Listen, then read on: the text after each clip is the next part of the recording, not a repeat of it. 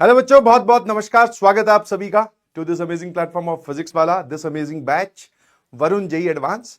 और आज हम बात करने वाले हैं स्ट्रेट लाइन एंड सर्कल्स के लेक्चर नंबर 2 की। आज के इस लेक्चर में सर हम क्या करेंगे, that is critical thinking questions का डिस्कशन करेंगे। ठीक है, हमें टोटल जो है आप बोल सकते हैं 5 लेक्चर अलॉट हुए हैं for straight lines and circles. ठीक है, तो 4 लेक्चर्स तक हम लोग बात करेंगे सीटीक्यू की, और या 3.5 लेक्चर्स तक, और उसके बाद में हम पीवाईक्यूज पे चले जाएंगे, because PYQ circle straight line से जितने भी आए हैं वो भी देखने जरूरी है। ठीक है, चलिए जी, ये मैंने आपको लास्ट क्लास में एक होमवर्क दिया था। ठीक है, दिखने में थोड़ा डरावना सवाल, बट यस, सोचते हैं, देखते हैं क्या बोल रहा है। उसने बोला the sides of the triangle, the sides of a triangle are, ये वाला मतलब x cos alpha r y sine alpha r minus p r बराबर 0। आर की वैल्यू 1 2 3 लोगे, एक बार आर की वैल्यू 1, फिर एक बार आर की वैल्यू 2, एक बार आर की वैल्यू 3 पुट करोगे तो 3 साइड्स आएंगी। Then prove that any line through the intersection of L1 and L2 and perpendicular to L3 is. मतलब सर क्या है कहानी, आपको एक ट्राइंगल की बात कर रहा है। ठीक है ना, जैसे L1 क्या हो जाएगा जब इसमें R की जगह 1 पुट कर दोगे, L2 क्या हो जाएगा जब आप R की जगह 2 पुट कर दोगे, और L3 क्या हो जाएगा जब आप R की जगह 3 पुट कर दोगे। The any line through the intersection of L1 L2 and perpendicular to L3, जो कोई भी लाइन जो L1 और L2 के इंटरसेक्शन से पास करे और L3 के परपेंडिकुलर हो,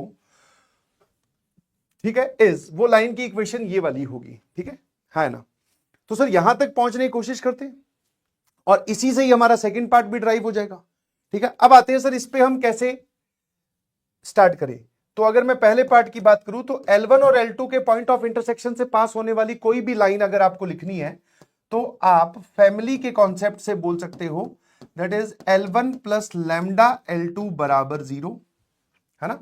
इस पॉइंट ऑफ इंटरसेक्शन से पास करने वाली लाखों करोड़ों लाइंस हम फैमिली के कॉन्सेप्ट से ऐसे लिख सकते हैं। एंड ये वाली जो लाइन है that is perpendicular to L3 बराबर 0 है, तो इन दोनों के स्लोप का प्रोडक्ट हम -1 कर देंगे और वहां से लैम्डा निकाल लेंगे।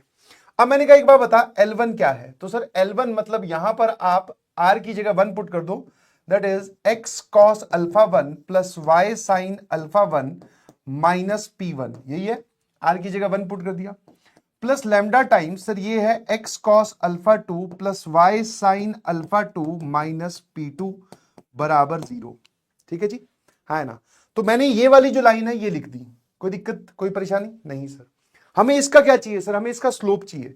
तो इस लाइन का जो स्लोप हो जाएगा, what will be the slope. तो सर कोई भी लाइन अगर ऐसे लिखी होती है ax plus B Y plus सी फॉर्मेट में, उस लाइन का स्लोप जो होता है that is minus a upon B होता है, minus times coefficient of x, because आप इसको ऐसे लिखोगे बी वाई बराबर minus A X minus C, फिर b से डिवाइड करोगे तो यही तो स्लोप बनता है, y बराबर एम एक्स प्लस सी फॉर्मेट में कन्वर्ट करने के बाद में।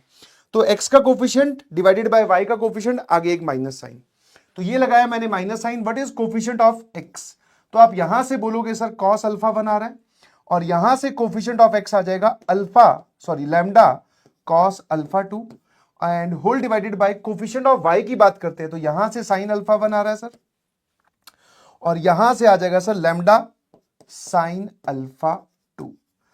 तो सर ये इस पूरी लाइन का स्लोप हो गया। ठीक है जी, माइनस a अपॉन बी। ठीक है, फिर मैंने कहा what is the slope of L3, तो अगर मैं आपसे L3 का स्लोप पूछूं, L3 का स्लोप अगर मैं पूछ लूं तो L3 क्या होगी सर, L3 होगी x cos alpha 3 plus y sine alpha 3 minus P3 बराबर 0। तो स्लोप का वही कहानी है, minus times coefficient of x that is cos alpha 3 divided by coefficient of y that is sin alpha 3। ठीक है ना। इसको बोल देते हैं स्लोप 1, इसको बोल देते हैं स्लोप 2। क्या होना चाहिए सर अगर ये दोनों लाइंस परपेंडिकुलर हैं तो, अगर ये दोनों लाइंस परपेंडिकुलर हैं तो क्या होना चाहिए सर, दोनों का प्रोडक्ट जो है दैट इज मल्टीप्लीकेशन, वो किसके बराबर आना चाहिए sir, that multiplication should be equal to -1। दोनों को मल्टीप्लाई कर दो भाई, तो ये जो माइनस माइनस वाला साइन है सर ये तो मल्टीप्लीकेशन में गायब हो जाएगा, तो डायरेक्टली न्यूमरेटर को मल्टीप्लाई करते हैं सर, ये आ जाएगा cos alpha 1 plus lambda, next page पे कर लेते हैं, that is cos alpha 1 plus lambda cos alpha 2, है ना, cos alpha 1 plus lambda cos alpha 2 upon sine alpha 1 plus lambda sine alpha 2। इसको आपने मल्टीप्लाई किया किससे, सर इसको हमने मल्टीप्लाई किया इससे, that is cos alpha 3 upon sine alpha 3 बराबर ये कितना आना चाहिए -1। और सर इन दोनों के आगे जो माइनस माइनस साइन है, मैंने कहा वो तो मल्टीप्लीकेशन में माइनस इंटू माइनस क्या हो गया भाई, +1। चलिए इसको इधर भेज दो, तो ये कितना हो जाएगा sir, this is cos alpha 1 cos alpha 3 plus lambda cos alpha 2 cos alpha 3। और इन दोनों को मल्टीप्लाई करो और साथ में इधर भेज दीजिए, ठीक है ना। तो सर माइनस के बाद में साइन अल्फा 1 साइन अल्फा 3, और ये वाली दोनों मल्टीप्लाई होंगे तो that is lambda sine alpha 2 sine alpha 3, ठीक है भाई। और इसके आगे एक माइनस साइन। अब ये दोनों टर्म्स जब इधर आएंगी, इस इक्वालिटी की इस तरफ आएंगी, तो सर ये दोनों ही टर्म्स क्या हो जाएंगी, दैट इज प्लस प्लस बराबर 0। अब अगर मैं इन दोनों टर्म्स को ध्यान से देखूं तो ये cos A cos B plus sign A sine B लिखा हुआ है, दैट मीन सर ये लिखा हुआ है cos of alpha 1 minus alpha 3 का फॉर्मूला, ये वाली टर्म और ये वाली टर्म, प्लस लैम्डा टाइम्स, जरा देखना इन दोनों में से अगर मैं लैम्डा कॉमन लूं तो cos alpha 2 cos alpha 3 sine alpha 2 sine alpha 3, यहां पे अल्फा 2 आएगा, ठीक है जी। यहां पर क्या आएगा, दैट इज अल्फा 2 आएगा। तो सर ये किसका फॉर्मूला बन जाएगा, that is cos of alpha 2 minus alpha 3 का। तो मैंने कहा यहां से लैम्डा की वैल्यू कितनी आ गई, सर लैम्डा की वैल्यू आ गई दैट इज माइनस टाइम्स, ठीक है। लैम्डा की वैल्यू आप यहां से बोल सकते हो, लैम्डा बराबर ये वाली टर्म इधर जाएगी तो minus cos of alpha 1 minus alpha 3 upon cos of alpha 2 minus alpha 3। और उस लाइन की इक्वेशन आपने क्या एज्यूम करी थी, ऐसी लाइन जो L1 L2 के पॉइंट ऑफ इंटरसेक्शन से पास करे और L3 के परपेंडिकुलर हो, सर वो लाइन की इक्वेशन हमने L1 plus lambda L2 assume करी थी। तो L1 प्लस लैम्डा L2 बराबर 0, तो यहां से आप बोल सकते हो L1 बराबर माइनस लैम्डा L2। और अब अगर मैं लैम्डा की वैल्यू यहां सब्स्टिट्यूट कर दूं तो L1 बराबर, लैम्डा में खुद में एक माइनस है और यहां एक माइनस है, तो सर ये आ जाएगा cos of alpha 1 minus alpha 3 upon cos of alpha 2 minus alpha 3, और यहां आ जाएगा L2।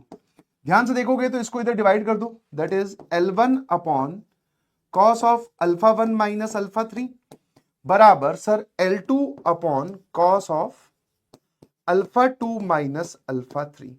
सर ये वाला ही हमारा पार्ट ए है, और कैसी सिचुएशन होगी, HHPP सिचुएशन होगी। L1 upon cos of alpha 1 minus alpha 3, उसने ओपन करके लिखा है cos alpha 1 cos alpha 3 plus sine alpha 1 sine alpha 3, वही हमारा आ रहा है अल्फा 1 माइनस अल्फा 3। और यहां पे अल्फा 2 माइनस अल्फा 3 है, तो ये cos of alpha 2 minus alpha 3 लिखा हुआ है, ठीक है जी। तो फर्स्ट पार्ट इज डन, ठीक है, प्रूव दैट वाला सवाल था। The ortho centre is given by, तो ऑर्थो सेंटर में क्या है सर, ऐसी 3 लाइंस निकाल लो, जैसे ये वाली लाइन जो है आपने ये वाली लाइन तो ये एज्यूम करी है ना, एक और लाइन निकाल लो, बिकॉज ऑर्थो सेंटर क्या होगा, पॉइंट ऑफ इंटरसेक्शन हो जाएगा, है ना, दो ऑल्टीट्यूड्स का पॉइंट ऑफ इंटरसेक्शन। और ये वाली जो ऑल्टीट्यूड है ये व्हाइट वाली, ये L1 L3 से पास कर रही है और L2 के परपेंडिकुलर है, ठीक है ना। तो क्या मैं ये बोल सकता हूं, जरा देखना यहां से जब आप इसको इधर मल्टीप्लाई करोगे तो L1 में क्या आ रहा है, जरा देखना, सेकंड पार्ट बहुत ही आसान है। जब आप इसको इधर मल्टीप्लाई कर रहे हो सर, L1 के साथ मल्टीप्लीकेशन में आ रहा है cos of alpha 2 minus alpha 3 बराबर L2 के साथ मल्टीप्लीकेशन में आ रहा है सर कितना, cos of alpha 1 minus alpha 3। अब सेम वैरायटी में आप जाओ, देखो अगर यहां पर 1 है, L1 की बात कर रहे हो, तो कॉस के अंदर अल्फा 2 और अल्फा 3 का डिफरेंस है। और अगर आप L2 के साथ मल्टीप्लीकेशन की बात कर रहे हो तो कॉस के अंदर अल्फा 1 और अल्फा 3 का डिफरेंस है, ठीक है ना। सिमिलरली अगर मैं सेम प्रोसीजर लगा दूं कि मुझे एक लाइन चाहिए जो L1 L3 के पॉइंट ऑफ इंटरसेक्शन से पास करती है और L2 के परपेंडिकुलर हो, तो सर उसमें क्या आएगा, उसमें भी सेम रिलेशन आ जाएगा, है ना। अब की बार मैं क्या कर रहा हूं, L1 और L3 के पॉइंट ऑफ इंटरसेक्शन से और L2 के परपेंडिकुलर जा रहा हूं। तो सिमिलरली सर यहां पर L2 और L3 के पॉइंट ऑफ इंटरसेक्शन और L1 के परपेंडिकुलर चले जाओ, तो यही चीज जब आप दोबारा कैलकुलेट करोगे तो ये आ जाएगा L3 multiplied by cos of alpha 2 minus alpha 3, ये वाली चीज इसके बराबर आएगी, है ना। यहां पे अल्फा 2 है ना, तो यहां पे अल्फा 3 नहीं 1 आएगा एक जगह, ठीक है। यहां पर क्या आएगा 1, क्योंकि अगर 2 यहां लिखा हुआ है, सॉरी 3 यहां लिखा हुआ है, तो यहां पर 1 और 2 चलेंगे, 2 यहां लिखा हुआ है तो यहां 1 और 3, यहां 1 लिखा हुआ है तो यहां 1 2 और 3। तो ये चीज तो प्रूव करनी है, तीनों बराबर हो जाए तो ये तीनों लाइंस हमें पॉइंट ऑफ इंटरसेक्शन देंगी किसका, ऑर्थोसेंटर का। तो बेसिकली आपको ऑर्थोसेंटर निकालना नहीं है, उसने बोला गिवन बाय कि अगर हम इनको सॉल्व करें, ये बेसिकली कितनी लाइंस लिखी हुई आप बोल सकते हो सर, 2 लाइंस, इन दोनों को बराबर रखो, इन दोनों को बराबर रखो, इन दोनों को बराबर रखो, 3 लाइंस लिखी हुई हैं और ये तीनों क्या है, ऑल्टीट्यूड्स, और तीनों ऑल्टीट्यूड्स का पॉइंट ऑफ इंटरसेक्शन क्या होता है सर, दैट इज ऑर्थोसेंटर, यस और नो। तो ए पार्ट और बी पार्ट दोनों हमारा प्रूव हो चुका है, सिंपल कैलकुलेशन वाला सवाल।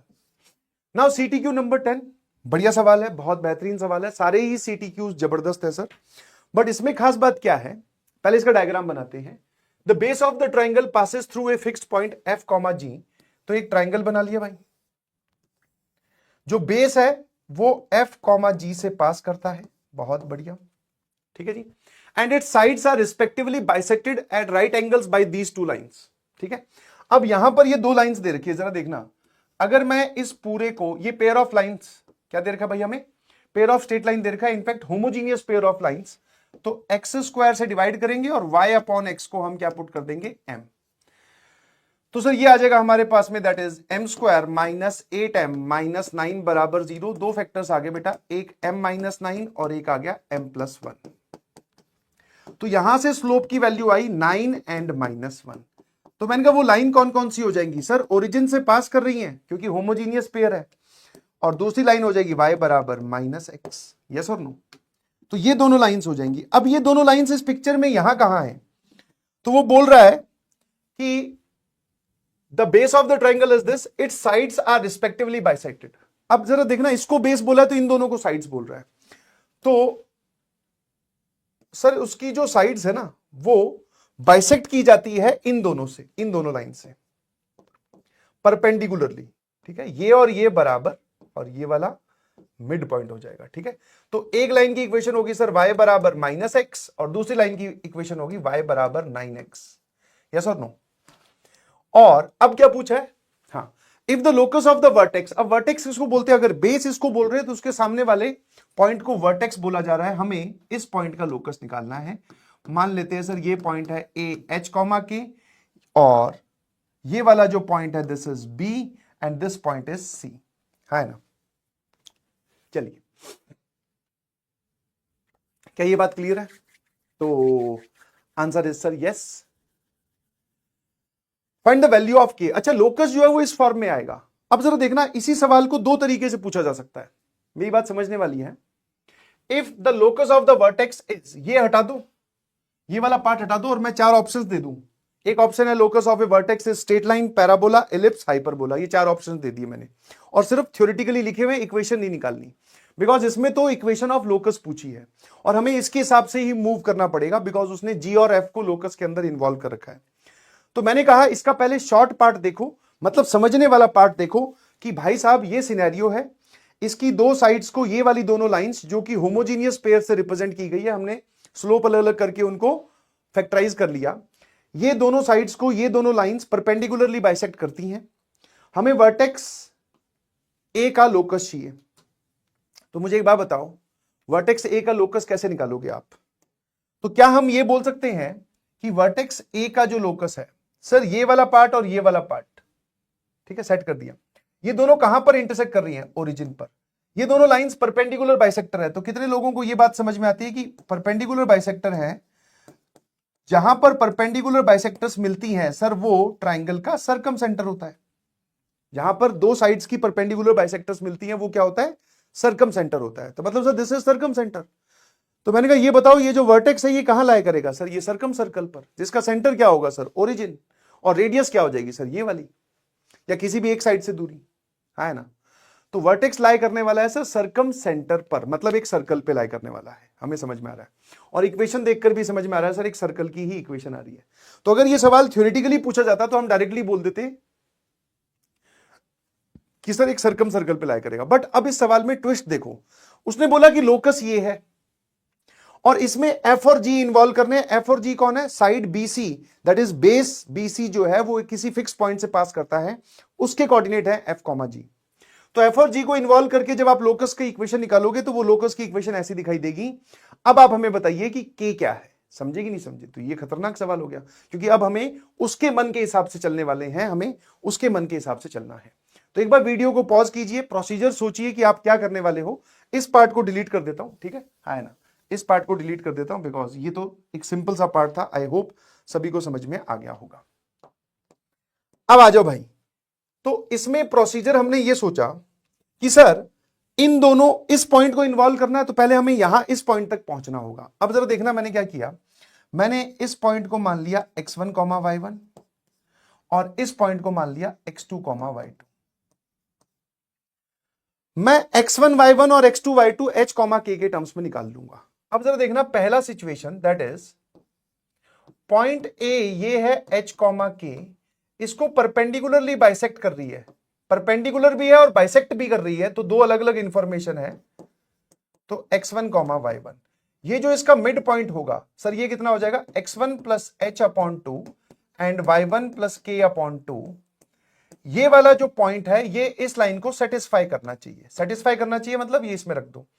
तो y कोऑर्डिनेट यहां रखूंगा, that is y1 plus k upon 2 बराबर minus times x1 plus h upon 2। ये होगी इक्वेशन नंबर 1। ये तो परपेंडिकुलर बाइसेक्ट वाली बात होगी कि मिड पॉइंट इस लाइन को सेटिस्फाई कर रहा है, परपेंडिकुलर भी है। तो सर इन दोनों पॉइंट्स की मदद से स्लोप निकालो, that is k minus y1 upon h minus x1, इस लाइन का स्लोप मल्टीप्लाइड बाय इस लाइन का slope, that is -1, that is equal to -1। ये कैंसिल हो गया, तो आप बोल सकते हो k minus y1 is equal to h minus x1। तो y1 की वैल्यू कितनी आ गई, y1 की वैल्यू आ गई sir k minus h plus x1। ये होगी जी इक्वेशन नंबर 2। अब इक्वेशन नंबर 1 और इक्वेशन नंबर 2 की मदद से क्या मैं k और h के टर्म्स में या x1 y1 की वैल्यू k और h के टर्म्स में निकाल सकता हूं? तो आंसर इज सर यस, बिल्कुल निकाल सकते हैं। जल्दी से कैलकुलेट करते हैं। तो ये और ये उड़ाया, मैंने ये वाली वैल्यू इसके अंदर पुट की, जरा देखना y1 की जगह क्या रख रहा हूं, k minus h plus x1। ये मैंने y1 की जगह रखा, प्लस यहां पर एक k ऑलरेडी था और यहां पर आ जाएगा sir minus x1 minus h, इस माइनस साइन को अंदर मल्टीप्लाई किया, माइनस h किया, इधर आएगा सर ये आ जाएगा -2x1 और यहां पे आ जाएगा 2k। तो यहां से आप बोल सकते हो x1 की वैल्यू आ गई सर -k। x1 की वैल्यू कितनी आ गई भाई, -k, ठीक किया ना। सिमिलरली अगर x1 की वैल्यू -k है तो इसमें पुट करोगे यहां पर -k, तो k और -k कैंसिल हो जाएंगे, तो y1 की वैल्यू आ जाएगी सर -h, ठीक है। ये y1 ये x1, ठीक है जी। तो सर हमारे पास में ये वाला पॉइंट निकल आया -k, -h, ठीक है। अब सिमिलरली आप ये वाला पॉइंट निकालो h, k के टर्म्स में, यही दोनों कंडीशंस लगाते हुए, ठीक है। तो हमने क्या किया सर, वापस शुरू हो गए कि भाई इन दोनों का जो मिड पॉइंट होगा वो इस लाइन को सेटिस्फाई करेगा, ठीक है। मिड पॉइंट का x कोऑर्डिनेट क्या है, अब मैं थोड़ा सा तेज कर देता हूं। मिड पॉइंट का x कोऑर्डिनेट है sir x2 plus h upon 2, ये इसका x कोऑर्डिनेट, x की जगह रख दिया तो यहां पे इंटू 9, और इस पॉइंट का y कोऑर्डिनेट कितना है, इस मिड पॉइंट का y coordinate y2 plus k upon 2, ठीक है। और ये सर आपने कहां रख दिया, ये मिड पॉइंट निकाला इस लाइन के अंदर रख दिया, ठीक है। अब दूसरी इक्वेशन और बना लेते हैं सर, दैट इज इन दोनों पॉइंट्स को ज्वाइन करने वाले लाइन का slope, that is y2 minus k upon x2 minus h। इस पॉइंट और इस पॉइंट को ज्वाइन करने वाली लाइन का स्लोप, y कोऑर्डिनेट का difference divided by x coordinate का difference multiplied by slope of this line जो कि है 9 बराबर -1। ये दूसरी इक्वेशन होगी सर। अब यहां से फटाफट मुझे x2 और y2 h और k के टर्म्स में बता दीजिए। तो मैंने ये और ये उड़ाया, यहां से आप बोल सकते हो सर y2 बराबर आ रहा है 9x2 plus 9h, 9x2 plus 9h minus k। और सर एक काम करते हैं, इसको इधर लेके जाते हैं, this is 9y2 minus 9k, और जब ये इधर जाएगा सर ये हो जाएगा -x2 प्लस h। अब मैंने कहा y2 की जगह ये वाली वैल्यू रख दे, that is 9x2 plus 9h minus K, है ना, ठीक लिखा है, और माइनस यहां पर 9k बराबर -x2 प्लस h। चलिए जी, अब इसके बाद में यहां सॉल्व करते हैं, बताओ कितना आ जाएगा सर। ये आ जाएगा 81x2 और ये हो जाएगा सर 81h, है ना, -9k और उसके बाद में एक -9k और है, तो -18k बराबर -x2 प्लस h।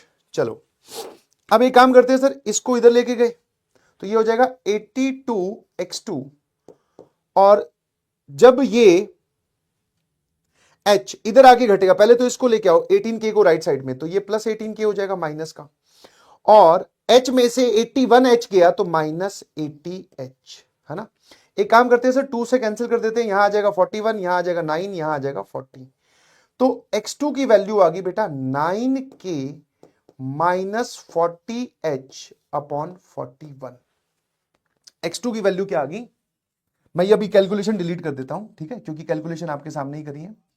तो x2 की वैल्यू सर आपके पास में आ गई है, ढंग से लिख लेते हैं, 9k -40h, 9k -40h upon 41, ठीक है ना, अपॉन 41, बिल्कुल सही। तो फिर मैंने कहा यार y2 की वैल्यू क्या होगी, सर इसमें रख दो ये वाली चीज, ये यहां रख दो, तो y2 बराबर 9k -40h upon 41 plus 9h minus के, टेक एलसीएम, 41 एलसीएम आ जाएगा, ये हो जाएगा 81k -40 इंटू 9, और जब ये एलसीएम लिया तो ये आ जाएगा 41 इंटू 9h माइनस 41k। इसको और इसको घटाओगे सर, ये आ जाएगा 40k, इन दोनों में से 9h कॉमन ले लीजिए, यहां पर एक h भी था, इन दोनों में से 9h कॉमन लोगे तो -40 प्लस 41, तो ये आ जाएगा प्लस 9h अपॉन 41। देख लेना ठीक किया ना, क्योंकि ये बड़ा है तो पॉजिटिव का आएगा, बिल्कुल सही। तो सर हमारे पास में y2 कितना आ गया, y2 आ गया 40k प्लस 9h अपॉन 41, ठीक है, हाँ है ना, ये ठीक है क्या, बिल्कुल सही। चलिए जी, तो अब मैं इसको कॉपी कर लेता हूं भाई, आ जाओ, कैलकुलेटिव है सवाल, बिल्कुल सही है ना। ये वाला जो पॉइंट है सर, ये पॉइंट हो गया हमारे पास में 9k -40h अपॉन 41, और यहां पर 40k प्लस 9h अपॉन 41, है ना, ठीक है जी। अब फटाफट मुझे बताओ कि f, g को लोकस में कैसे इन्वॉल्व करें, how to involve f, g in the locus. तो ये पॉइंट आ गया, ये पॉइंट आ गया, बस शुरू हो गए। तो सर स्लोप इक्वेट कर देते हैं, मैंने कहा ठीक है भाई, ठीक है। तो मैंने क्या किया, मैंने पहले इन दोनों लाइंस का, मतलब इन दोनों पॉइंट को ज्वाइन करने वाली लाइन का स्लोप निकाल लिया, या फिर अगर आपको ये 3 पॉइंट्स को लीनियर बनाने हैं तो इनका डेल्टा भी 0 कर दो, मतलब डिटर्मिनेंट में x1 y1 1, x2 y2 1, x3 y3 1, तो आपको सारे कोऑर्डिनेट्स पता है, उसका डिटर्मिनेंट 0 करो, डायरेक्टली यहां तक पहुंच जाओगे। मैं स्लोप से जा रहा हूं, तो मैंने इन दोनों का स्लोप निकाला सर, वो कितना आ जाएगा, that is y1 minus g, या फिर आप बोल सकते हो that is g minus y1 upon f minus x1 is equal to, अब सर f और g इन्वॉल्व हो गए हैं, अब एक काम करते हैं, इन दोनों को इन्वॉल्व कर लेते हैं, ठीक है, इन दोनों को। मैंने कहा ठीक है भाई, तो यहां पर मैं क्या लिख रहा हूं, that is y2 minus y1 upon x2 minus x1। कोई दिक्कत है, मतलब क्या किया, एक ही लाइन पे 3 पॉइंट्स लाई कर रहे हैं, किन्हीं भी 2 की मदद से स्लोप निकाला और बाकी 2 की मदद से स्लोप निकाला, तो मैंने इनको इक्वेट, मतलब दोनों के स्लोप को बराबर कर दिया। अब g, y1 कितना है भाई, y1 है हमारे पास में माइनस h, और f, x1 कितना है, वो है सर माइनस k, y2 कितना है, y2 है सर, ये रहा, that is 40k plus 9h upon 41 minus y1 कितना है सर, y1 जो है वो आपके पास में है माइनस h, तो माइनस के बाद में लिखोगे सर, ये हो जाएगा प्लस h। अब ये बताओ x2 कितना है सर, x2 वो रहा, that is 9k minus 40h upon 41, और माइनस x1 है माइनस के, तो माइनस के बाद में लिखोगे ये प्लस के हो जाएगा। चलिए यहीं पर एलसीएम ले लेते हैं, 41h, तो ये आ जाएगा सर 40k और 41h प्लस 9h, तो ये हो जाएगा 41 प्लस 9 50h। 41 दोनों के बाद में एलसीएम लेने के बाद में डिलीट होने वाला है सर, ये आ जाएगा 41k plus 9k, that is 50k minus 40h, तो ये लिखा हुआ बेटा 4k plus 5h upon 5k minus 4h, ठीक है जी। चलिए, तो अगली ही सिचुएशन हमारे पास में कैसे आ गई sir, this is g plus h upon F plus के बराबर 4k plus 5h upon 5k minus 4h। चलिए जी, इसको इधर भेजोगे सर, ये कितना आ जाएगा, इस टर्म को दोनों से मल्टीप्लाई कर रहा हूं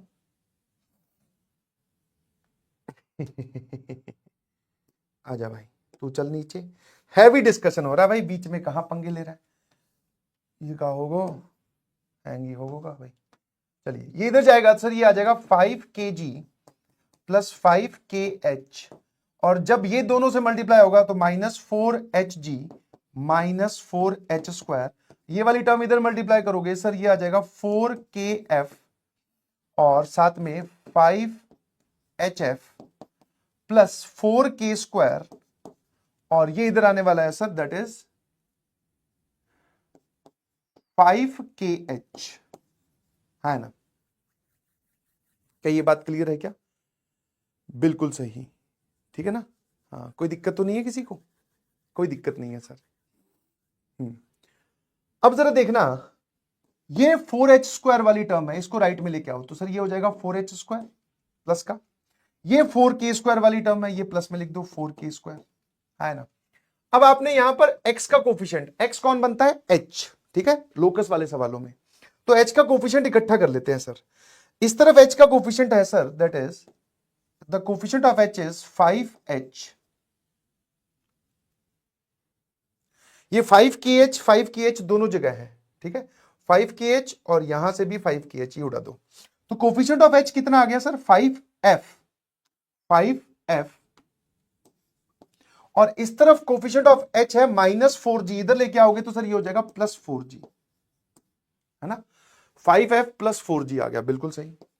फिर कोफिशिएंट ऑफ k की बात करते हैं सर, ये वाली टर्म, इसमें से k कॉमन लो, ये आ जाएगा 4f, और इधर से इधर लेके आओ तो कोफिशिएंट ऑफ k कर रहे हो ना, हाँ, तो -5g,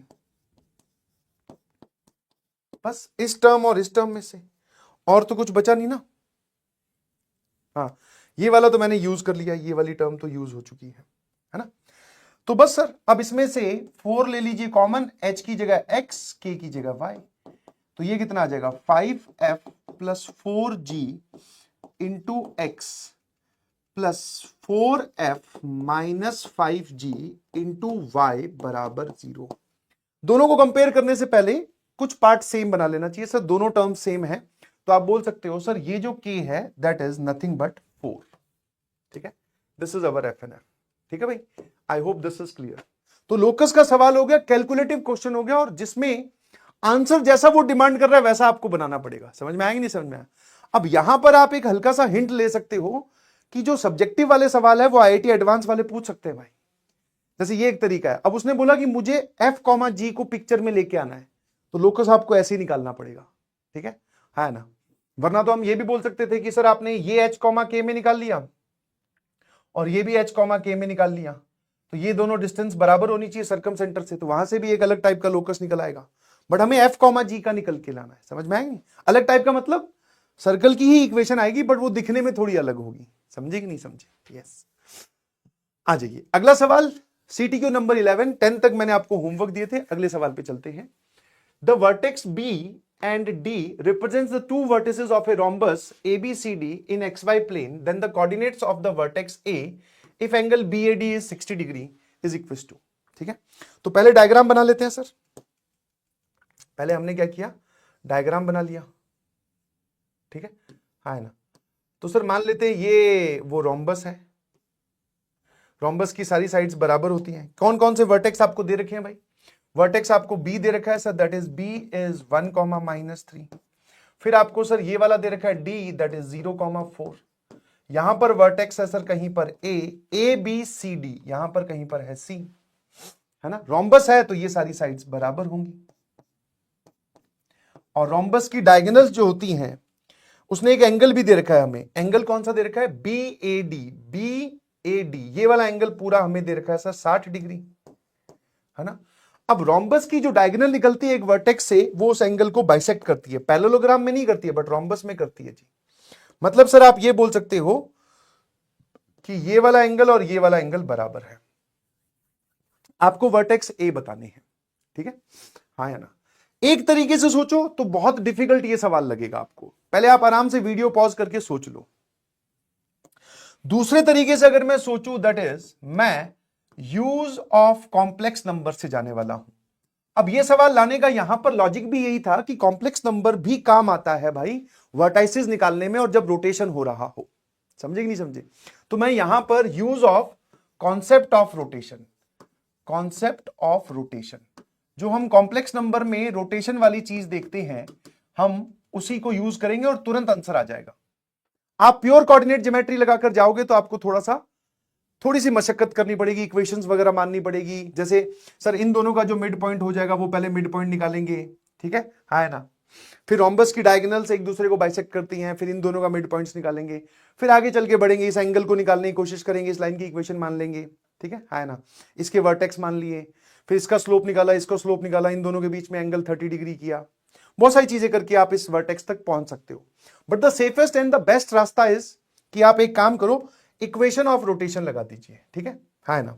अब इक्वेशन ऑफ रोटेशन सर बहुत ही आसान होती है, ठीक है। ये वाला एंगल आपको 60 डिग्री दे रखा है, ठीक है, जिसमें आपको क्या करना होता है सर, एक इनिशियल वेक्टर एक फाइनल वेक्टर। तो मैंने क्या किया, इस वेक्टर को बोल दिया इनिशियल वेक्टर और इस वेक्टर को बोल दिया फाइनल वेक्टर, ठीक है। वापस सुनना जरा, ये हमारा इनिशियल वेक्टर है, ये हमारा फाइनल वेक्टर है। इक्वेशन ऑफ रोटेशन होती है बेटा final vector upon initial vector बराबर फाइनल वेक्टर का मॉड अपॉन इनिशियल वेक्टर का मॉड e की पावर में theta. If theta is anti clockwise direction में तो थीटा पॉजिटिव लेना होता है, और रोटेशन अगर क्लॉकवाइज डायरेक्शन में हो रहा है तो थीटा आपको निगेटिव लेना होता है। तो मैंने इसको इनिशियल इसको फाइनल, तो ये वाला जो रोटेशन है सर ये एंटी क्लॉकवाइज डायरेक्शन में हो रहा है, दैट मींस यहां पर जो थीटा मैं रखूंगा वो +60 डिग्री रखूंगा। कितना रखूंगा बेटा? +60 डिग्री, ठीक है, है ना। अब एक काम करते हैं सर, इसको बोल देते हैं थोड़ी देर के लिए Z2। मतलब अगर मैं इस पॉइंट का Z2 बोल रहा हूं, दैट मींस ये इसका रियल पार्ट, ये इसका imaginary part, that is 1 - 3 iota. और इसको बोल देते हैं सर Z2 बोला है, इसको आप Z3 बोल दो या Z4 बोल दो, चलो कोई फर्क नहीं पड़ता। इसको मैं Z1 बोल देता हूं, चलो। तो Z1 कितना आ जाएगा सर? That is 0 + 4 iota. और इसको मैं अगर इसके पॉइंट A, B आप बोलते हो, ठीक है ना, तो इसको मैं बोल रहा हूं Z, that is A + iota B। तो मुझे A और B की वैल्यू निकालनी है, ठीक है। A हो जाएगा x कोऑर्डिनेट, B हो जाएगा y कोऑर्डिनेट। अब मैंने कहा मुझे ये वाला वेक्टर बताइए प्लीज, यहां से इसकी ओर जाता हुआ। तो sir final minus initial, that is Z2 - Z। और ये वाला वेक्टर कौन सा हो जाएगा सर जिसको आप फाइनल वेक्टर बोल रहे हो? Z से Z1 की ओर जाता हुआ, दैट इज Z1 - Z। अब सारी वैल्यूज इसमें पुट कर दीजिए, दैट इज Z1 - Z, ये फाइनल वेक्टर है हमारा, और ये वाला इनिशियल वेक्टर है, दैट इज Z2 - Z, ये इनिशियल वेक्टर है, बराबर दोनों का मैग्नीट्यूड। और दोनों का मैग्नीट्यूड आप बोल सकते हो इस केस में बराबर होगा, क्योंकि मैग्नीट्यूड किसको रिप्रेजेंट करता है सर? ये लेंथ को और ये लेंथ को, है ना, क्योंकि ये वेक्टर है अगर, तो इसका मैग्नीट्यूड मतलब ये वाली लेंथ। और रोम्बस में सर ये दोनों लेंथ बराबर होती है, यहां पर आ जाएगा e की पावर आयोटा +60 डिग्री। तो ये और ये गया, ठीक है। थोड़ी देर के लिए सर इसको कुछ अल्फा टाइप्स बोल देते हैं, ठीक है।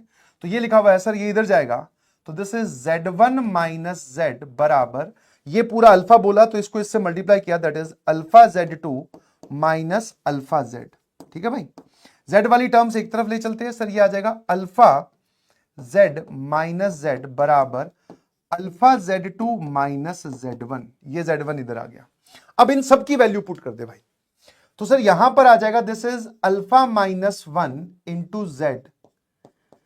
अब अल्फा कितना है सर? e की power iota 60 degree, that is e की power iota 60 degree is cos 60 degree 1/2 plus iota sine 60 degree is √3/2।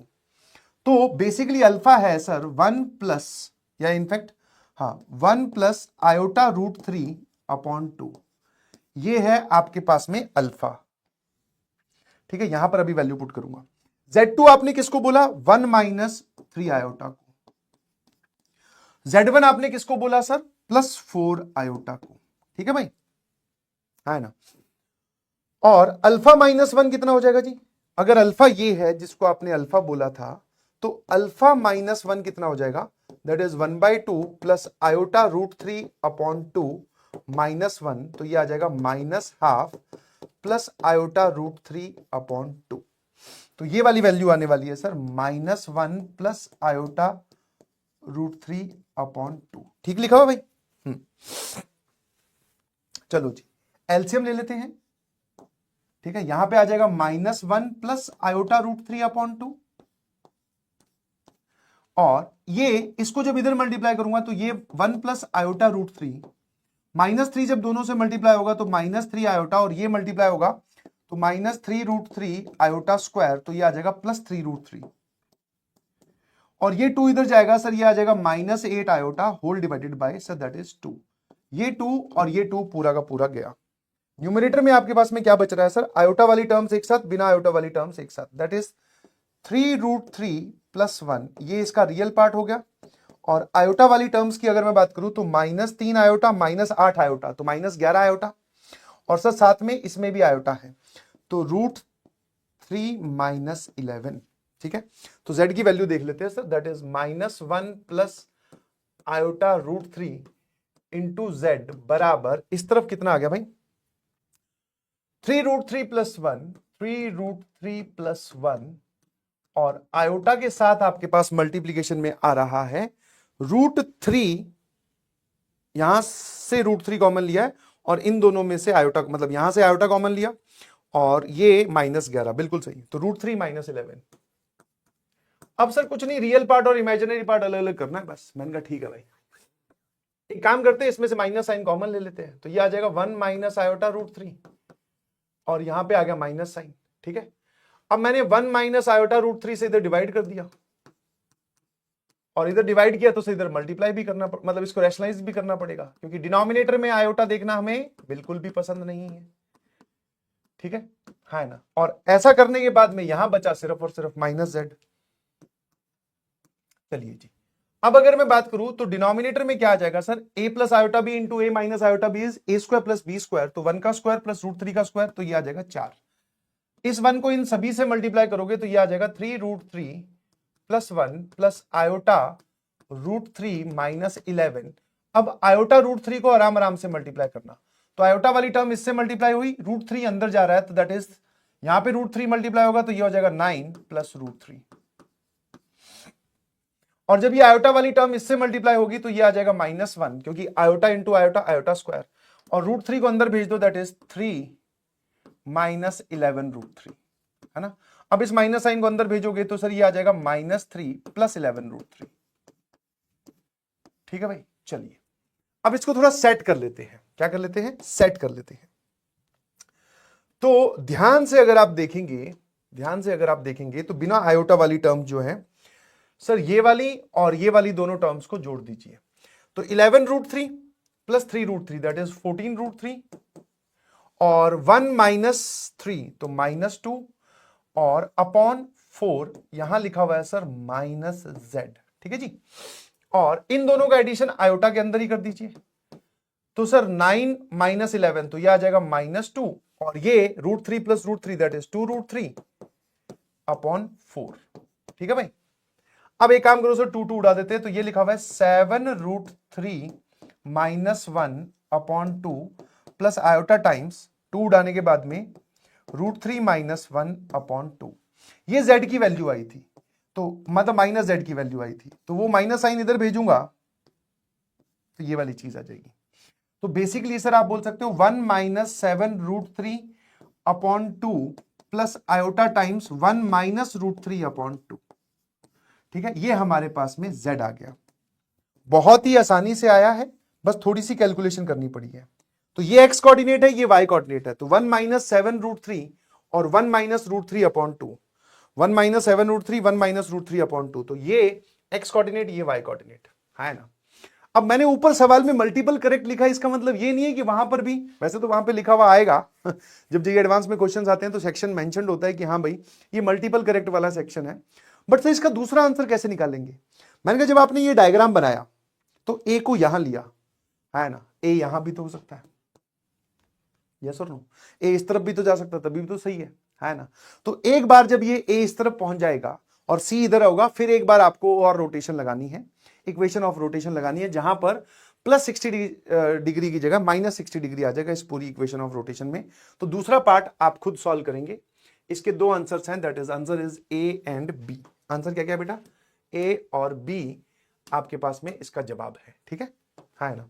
तो ये वाला जो पार्ट है this is do it by yourself, और ये दूसरा पार्ट कैसे निकालेंगे आप, ए को उधर ऊपर लेकर और फिर से इक्वेशन ऑफ रोटेशन लगानी है, और साथ में आपका इक्वेशन ऑफ रोटेशन का कॉन्सेप्ट भी एकदम क्लियर हो जाएगा सर। चलिए अब अगला जो सवाल है वो है सर हमारे पास में पैराग्राफ, ठीक है, मतलब 3 इसमें लिंक्ड है, 3 है या 2 है, 12A to 12B। तो ये हो गया हमारे पास में 12A, ये 12B, ये 12C, 3 पार्ट है भाई, ध्यान रखना, ठीक है। तो इसमें 12A to 12C कर लीजिएगा, ठीक है ना, या इनफैक्ट आप इसको डिलीट ही कर दो, बस पैराग्राफ पे लिखा रहने दो। चलो सवाल पढ़ो और आंसर करने की कोशिश करो। डायग्राम बहुत जरूरी है, और डायग्राम जरूरी है तो सर हम निपटा ही देंगे। मैं कहा बिल्कुल सही, आ जाइए भैया, ठीक है जी, आ जाइए। क्या बोल रहा है, चलो देखते हैं। कंसीडर ए ट्रेपेजॉइड, ट्रेपेजॉइड मतलब ट्रेपीजियम, ठीक है, ABCD, one of whose non-parallel sides AB is 8 centimeter long and is perpendicular to the base। Non parallel side लेनी है और बेस के परपेंडिकुलर लेनी है, और वो साइड है AB। रफ डायग्राम यहां बना लेता हूं।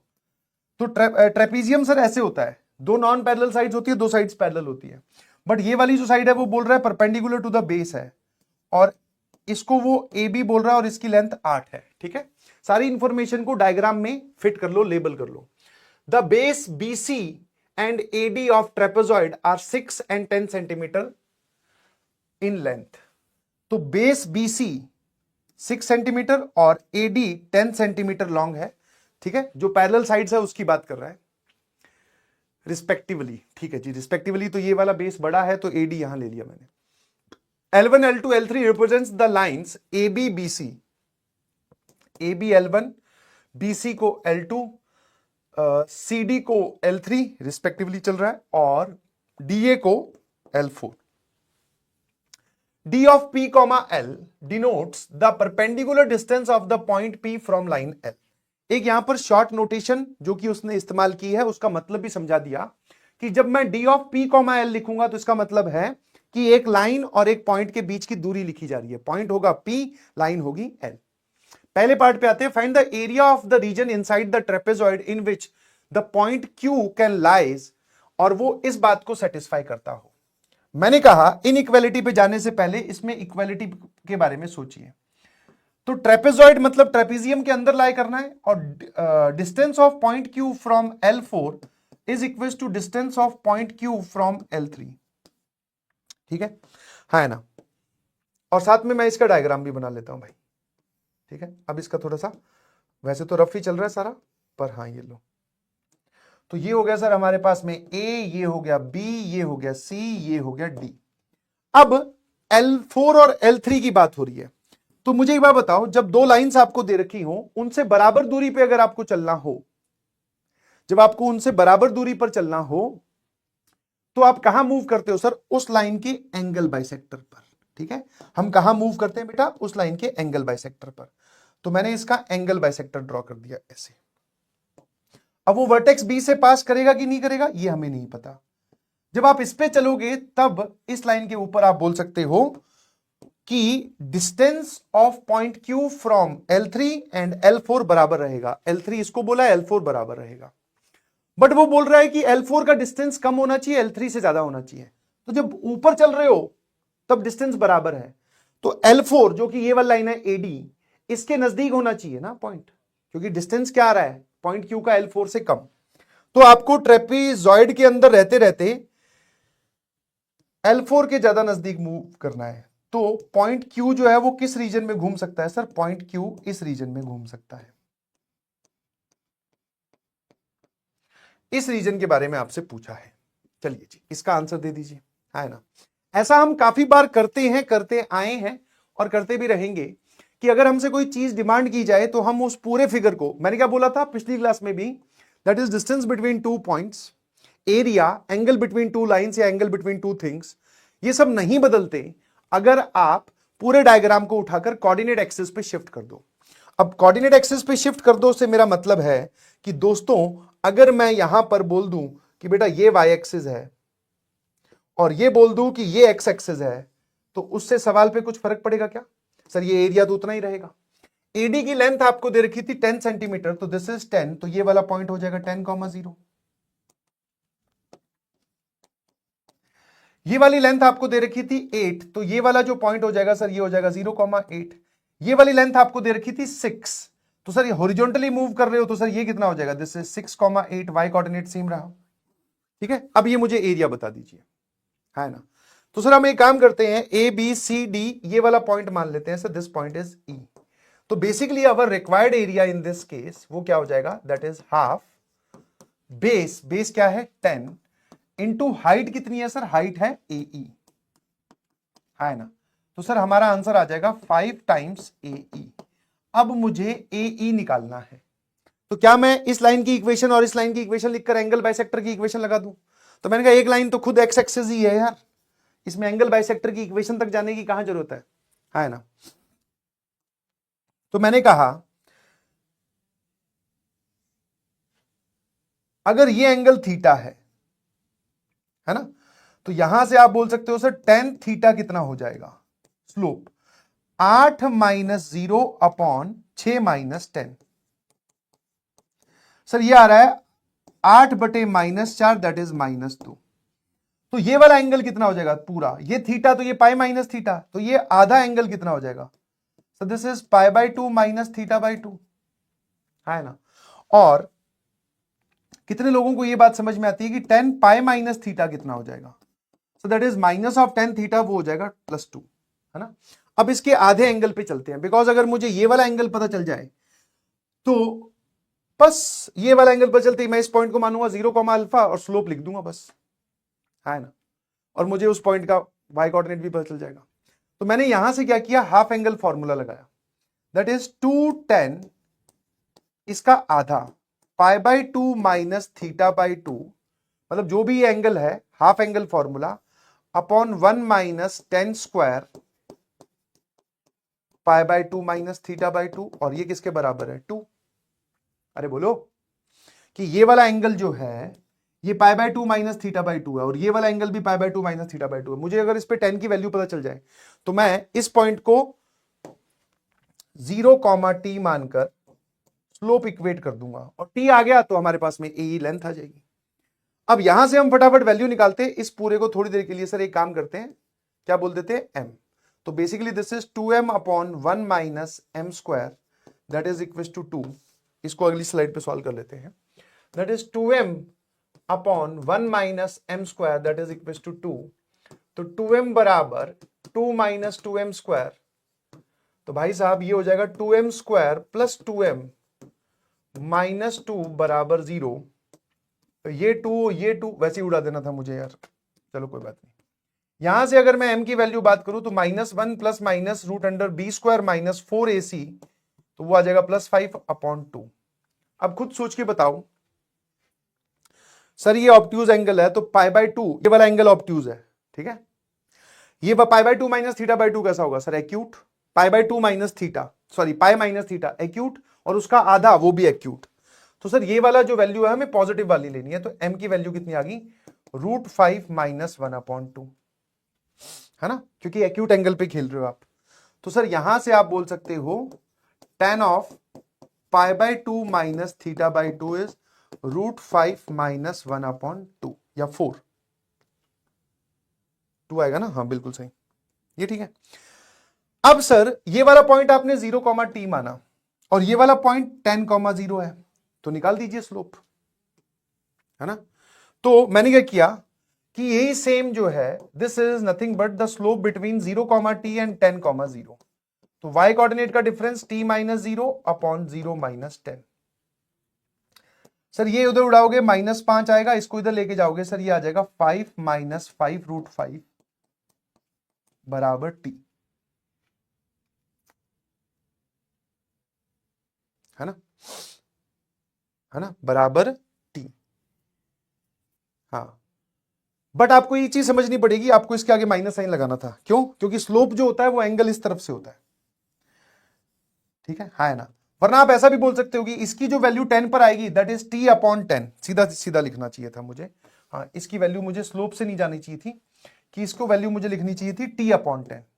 क्यों? क्योंकि ध्यान से देखो ना भाई, ये t की लेंथ है, ये 10 है, तो इस ट्राइंगल में जो मैंने शेड कर रखा है उसमें व्हाट इज 10 थीटा या 10 pi by 2 minus theta by 2 की वैल्यू, तो sir perpendicular upon base that is t upon 10। अब ठीक लग रहा है सर। तो t की वैल्यू आ जाएगी दैट इज 5√5 माइनस 5, और t मतलब सर ae। चलिए जी, तो ae की वैल्यू आ गई सर 5 यहां पर, और ae की वैल्यू कितनी आई? 5√5 माइनस 5, 5√5 माइनस 5, 5 कॉमन ले लो तो ये कितना आ जाएगा? 25 इंटू √5 माइनस 1, 25 इंटू √5 माइनस 1। बहुत बढ़िया, option D is the correct answer. ठीक है, ये हुआ इसका पैराग्राफ का पहला सवाल। अगले वाले पे आते हैं भाई। The distance of the point R lying on AD from vertex A, that is the parameter of, वापस, the distance of the point R lying on AD, कोई पॉइंट R है जो AD साइड पे लाई करता है, ठीक है, सो that the parameter of the triangle RBC is minimum. ठीक है, तो मैं डायग्राम बार बार नहीं बना रहा हूं, मैं इसी को ही कॉपी कर लेता हूं। ठीक है, ठीक है जी, आ जाइए। तो सर अब क्या खेल है?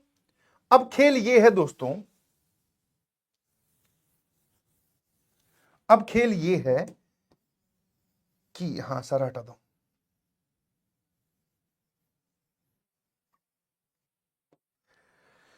हाँ जो इंफॉर्मेशन दे रखी है उसको प्लॉट कर लेते हैं। सर ये आ जाएगा 10,0, ये वाला पॉइंट जो है, अब जरा देखना, लैंग्वेज यहां से पढ़ रहे हैं, सॉल्व यहां करेंगे, दैट इज, अब मैं पार्ट बी इसका सॉल्व कर रहा हूं। The point R lying on AD from vertex, distance of the point R from lying on AD from vertex A so that the perimeter of triangle RBC। ठीक है भाई, कोई पॉइंट R है जो AD के ऊपर लाई करता है, उसका डिस्टेंस आपको बताना है कहां से, ये वाली चीज पूछी है पार्ट बी में। होना क्या चाहिए कि जो ट्राइंगल आपको RBC बनता हुआ दिखाई दे रहा है, RBC कौन सा ट्राइंगल है सर? ये वाला RBC जो ट्राइंगल है, इसका पैरामीटर जो है वो मिनिमम होना चाहिए, है ना। That is perimeter of triangle RBC होगा क्या? पेरीमीटर का मतलब होता है तीनों साइड्स की लेंथ बेसिकली। तो भाई साहब तीनों साइड्स की लेंथ मतलब that is BR plus RC plus BC। इस पूरे को मिनिमाइज करने जा रहे हो सर, ये तो फिक्स ही है। B और C के बीच की दूरी थोड़ी बदल दोगे आप, पॉइंट R को आप शिफ्ट कर सकते हो आगे पीछे, है ना। तो बेसिकली मुझे इसको मिनिमाइज करना है। मिनिमम बोला है कि मैक्सिमम बोला है? मिनिमम ही बोला होगा, मिनिमम, बिल्कुल सही। तो यहां पर हमारे पास में अब आ जाता है सर वो मैक्सिमा मिनिमा वाली प्रॉब्लम, दैट इज जिसको हम बोलते हैं ऑप्टिमाइजेशन प्रॉब्लम। ठीक है, हाँ ना।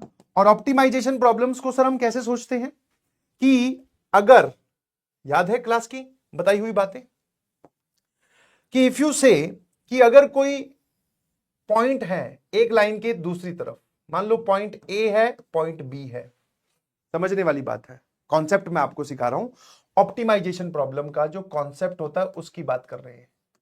वैसे ऑलरेडी क्लास में बताया गया है बट फिर भी यहां पर और देख लेते हैं। ये एक फिक्स्ड लाइन है, ये दोनों फिक्स्ड पॉइंट्स हैं। आपको क्या करना है, पॉइंट B से शुरू होना है, पॉइंट इस लाइन पे आकर किसी पॉइंट पे टच करना है और वापस A तक जाना है। तो पॉइंट B से शुरू हुए, इस लाइन को किसी पॉइंट पे टच किया और यहां पहुंचे। मान लेते हैं इस लाइन को हमने पॉइंट C पे टच किया, तो अगर आपको बोला जाए कि what is AC plus CB की मिनिमम वैल्यू, है ना, कि आप यहां से चले, इस लाइन पे टच किया, वापस यहां पहुंचे, तो इस पॉइंट को कहां टच करें, मतलब इस लाइन को कहां टच करें कि ये लेंथ प्लस ये लेंथ मिनिमम आए। और सेम सिनेरियो आप ध्यान से देखोगे तो यही बन रहा है कि यहां से शुरू हुए, इस लाइन को यहां टच किया, वापस यहां पहुंचे, तो ये पॉइंट R कहां पर टच करें कि ये मिनिमम आए। ठीक है जी, तो मिनिमम के लिए हम क्या करते हैं सर, लाइन के किसी भी एक तरफ, मतलब लाइन में इमेज लेकर किसी भी एक तरफ एक पॉइंट को पहुंचा दो। ठीक है, हाँ ना। मतलब सिनेरियो जो है वो ये है कि अब आप एक काम करो, आपने क्या किया, दोनों पहले जो गिवन सिनेरियो था उसमें लाइन के दोनों तरफ पॉइंट थे, मतलब दोनों पॉइंट एक ही तरफ थे। अब किसी की भी इमेज ले लो, चाहे ए की चाहे बी की, तो मैंने ए की मिरर इमेज ले ली यहां पर, A dash, this is what image of point A in line L. अब आप इन दोनों को सीधे सीधे ज्वाइन कर दो, ये जहां पर कट करेगा वही पॉइंट सी होगा, और ये वाली दूरी और ये वाली दूरी का मतलब बराबर नहीं है, ये वाली जो दूरी मिनिमम आएगी सर ये आएगी ए डैश बी। अगर वो मिनिमम वैल्यू पूछे तो वो मिनिमम वैल्यू ये है। कहां कट करेगा, तो आपने एक पॉइंट की इमेज लेकर लाइन में उसको दूसरी तरफ पहुंचाया और इन दोनों पॉइंट्स को ज्वाइन करके एक लाइन बनाई और गिवन लाइन के साथ पॉइंट ऑफ इंटरसेक्शन निकाल लिया, तो पॉइंट सी तो वहां होगा और मिनिमम वैल्यू इस डिस्टेंस की क्या आएगी, ए डैश से लेकर बी तक। आप पॉइंट बी को भी इस तरफ पहुंचा सकते थे, ठीक है जी, है ना। तो बेसिकली सर हमें किसी एक पॉइंट को इस तरफ पहुंचाना है, तो मैंने कहा मिरर इमेज चाहे तो इसकी ले ले चाहे इसकी ले ले, कोई फर्क नहीं पड़ता। तो हमने क्या किया, सिनेरियो था कुछ ऐसा कि पॉइंट सी यहां है दैट इज 6,8, पॉइंट बी यहां है दैट इज 0,8। मैंने इसकी मिरर इमेज ले ली इस लाइन के अंदर, और लाइन कौन सी है sir, that is x axis. तो सर ये आ गया बी डैश, ये और ये दूरी बराबर होगी तो ये वाला पॉइंट हो जाएगा सर 0,-8। अब इसको इससे ज्वाइन कर लीजिए तो पॉइंट आर जो है वो यहां लाई करेगा, ठीक है। अब इस लाइन की इक्वेशन आप चाहो तो लिख सकते हो, है ना। लाइन की इक्वेशन कैसे लिखोगे सर, लाइन की इक्वेशन आ जाएगी आपके पास में, पहले स्लोप निकालो, स्लोप आ जाएगा 8 में से 8 गए दैट इज 16/6, है ना। 8 में से -8 गया तो 16/6, तो ये कितना आ जा रहा है भाई 8/3। तो लाइन की इक्वेशन विल बी, इस पॉइंट से पास कर रही है तो y + 8 और 8/3 इंटू x - 0। अब ये लाइन कहां कट करेगी सर, दैट इज y की वैल्यू 0 पुट कर दो। जैसे आप y की वैल्यू 0 पुट करोगे 8 बराबर 8/3 इंटू x, तो सर यहां से x की वैल्यू आ जाएगी 3। तो मतलब वो जो पॉइंट है वो होगा 3,0 और ये पॉइंट है जी a। तो यही हमसे पूछा है कि ये दूरी है कितनी, तो अगर ये पॉइंट 3,0 है तो दिस डिस्टेंस इज 3, ठीक है। ये डिस्टेंस कितना होगा, so this distance will be 3। Option B is correct. कौन सा करेक्ट है, ऑप्शन बी करेक्ट है जी। आ जाइए, the maximum possible area of the rectangle inscribed in trapezoid. Inscribed in का मतलब क्या होता है कि उसके चारों वर्टिसेस ट्रेपीजॉइड के ऊपर लाई करने चाहिए, ट्रेपेजियम के ऊपर लाई करना चाहिए, so that one of its sides lies on the largest base of the trapezoid. मतलब एक रेक्टेंगल की जो साइड है वो लार्जेस्ट बेस पे लाई करनी चाहिए। सर हम ऑलरेडी ट्रेपेजॉइड बना चुके हैं, दैट इज ये आएगा ए डी, ये आएगा सी, ये आएगा बी।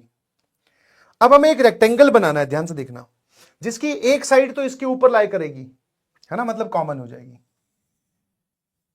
तो सर ऐसा, है ना, ये रेक्टेंगल हो गया जी। और हमें इसका जो एरिया है वो मैक्सिमाइज करना है, ठीक है। इसका एरिया जो है वो हमें क्या करना है, मैक्सिमाइज करना है। क्या ये बात क्लियर है, बिल्कुल सही। आ जाओ वापस सर, वही ये अगर x एक्सिस है और अगर ये y एक्सिस है, तो ये वाला पॉइंट तो सर हमारा ओरिजिन हो गया, ये वाला पॉइंट 10,0 हो गया, ये वाला पॉइंट 6,8, दिस पॉइंट इज 0,8। अगर मैं इस रेक्टेंगल के एरिया की बात करता हूं तो मैंने क्या किया, ये वाला पॉइंट अल्फा, बीटा ले लिया, तो ये वाला पॉइंट हो जाएगा अल्फा, 0 और ये वाला पॉइंट हो जाएगा 0, बीटा। तो area of the rectangle will be that is alpha into beta, और हमें इसको करना है मैक्सिमम, तो इसको मैक्सिमाइज करना है ना। अब सर अल्फा, बीटा इस लाइन के ऊपर लाई करता है, ठीक है, that is this alpha, beta आप बोल सकते हो दैट इज लाइज ऑन, ये किस लाइन के ऊपर लाई करता है सर, ये लाई करता है लाइज ऑन डीसी। तो what is the equation of DC, DC की इक्वेशन क्या है, y - 0 बराबर x - 10 इंटू स्लोप 8/-4, तो स्लोप है -2, तो y बराबर -2x + 20, तो 2 कॉमन लेने के बाद में 10 - x, ठीक है। तो डीसी की इक्वेशन क्या है बेटा, y बराबर 2 कॉमन लेने के बाद में 10 माइनस एक्स। अगर इसको सेटिस्फाई करता है तो आप बोल सकते हैं कि सर बीटा बराबर, मतलब y कोऑर्डिनेट यहां रखा और x कोऑर्डिनेट यहां रख दिया, तो बीटा की जो वैल्यू है that is sir nothing but 2 into 10 minus alpha. कोई दिक्कत नहीं सर, है ना।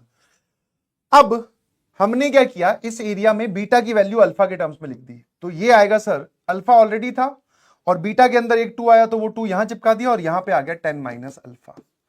अब मुझे इसको मैक्सिमाइज करना है, तो एक बच्चे ने देखते ही बता दिया कि सर दिस इज, जरा देखना, 2 अल्फा इंटू 10 माइनस अल्फा, मतलब ये कुछ ऐसा ओपनिंग डाउनवर्ड पैराबोला बन रहा है, दैट इज y बराबर 2 x इंटू 10 माइनस एक्स। इसका एक रूट है, मतलब ये क्या लिखा हुआ भाई, this is 20x minus 2x square minus b by 2a, है ना, माइनस b बाई 2a।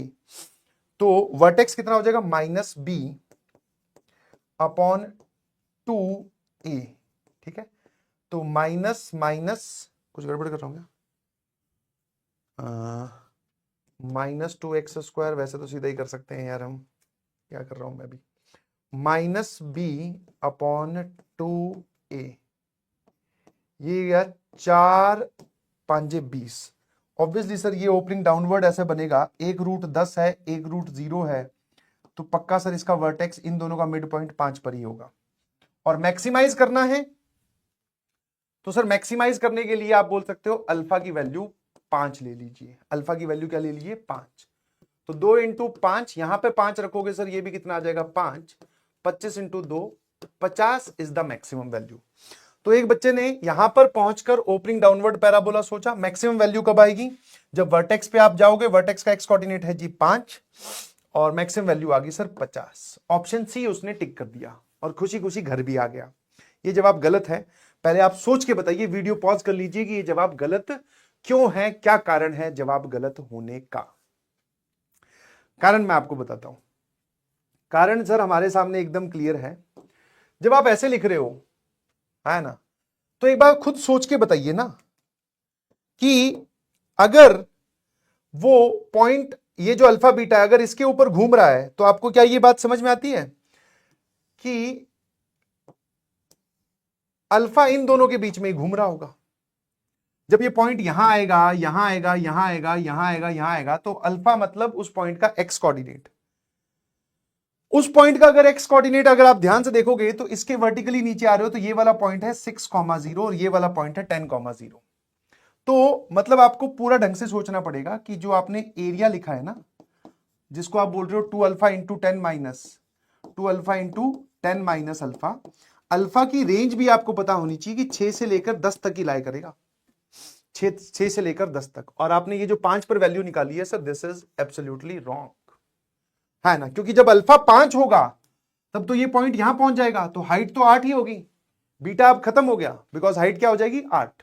क्योंकि अगर आप यहां से बीटा निकालोगे तो ये तो गलत हो गया ना, क्योंकि अब तो हॉरिजॉन्टल लाइन पे आ गया। जब आप अल्फा की वैल्यू 5 लोगे, एक्स कोऑर्डिनेट 5 करोगे, तो हाइट क्या हो जाएगी इसकी 8, ठीक है। तो सर अगर आप इससे मैक्सिमम एरिया निकालना चाहते हो तो आपको यहां पर अल्फा लेना पड़ेगा 6, ठीक है, क्योंकि 6 से लेकर 10 तक इतना ही बन रहा है। तो इसकी मैक्सिमम वैल्यू आएगी when alpha is equal to 6, that is 2 into 6, और यहां 6 रखोगे सर, ये आ जाएगा 4, 6 8 जा 48 इज द मैक्सिमम एरिया, ठीक है। तो option D is the correct, है ना। तो 6 पर आप बोल सकते हो मैक्सिमम आ रहा है, उसके बाद में कहीं पर भी जाओगे तो ये वाली डिस्टेंस कम होती जाएगी, हाइट फिक्स रहेगी, ठीक है ना। तो दिस इज द 48, ठीक है। क्या आ गया आपका answer, D is the correct answer, ठीक है। 50 गलत जवाब है, जिसमें एक सिंपल सी मिस्टेक हो जाती है कि आपने अल्फा 5 देखा और रख दिया, बट अल्फा की वेरिएशन नहीं देखी कि कहां से कहां तक वो जा रहा है।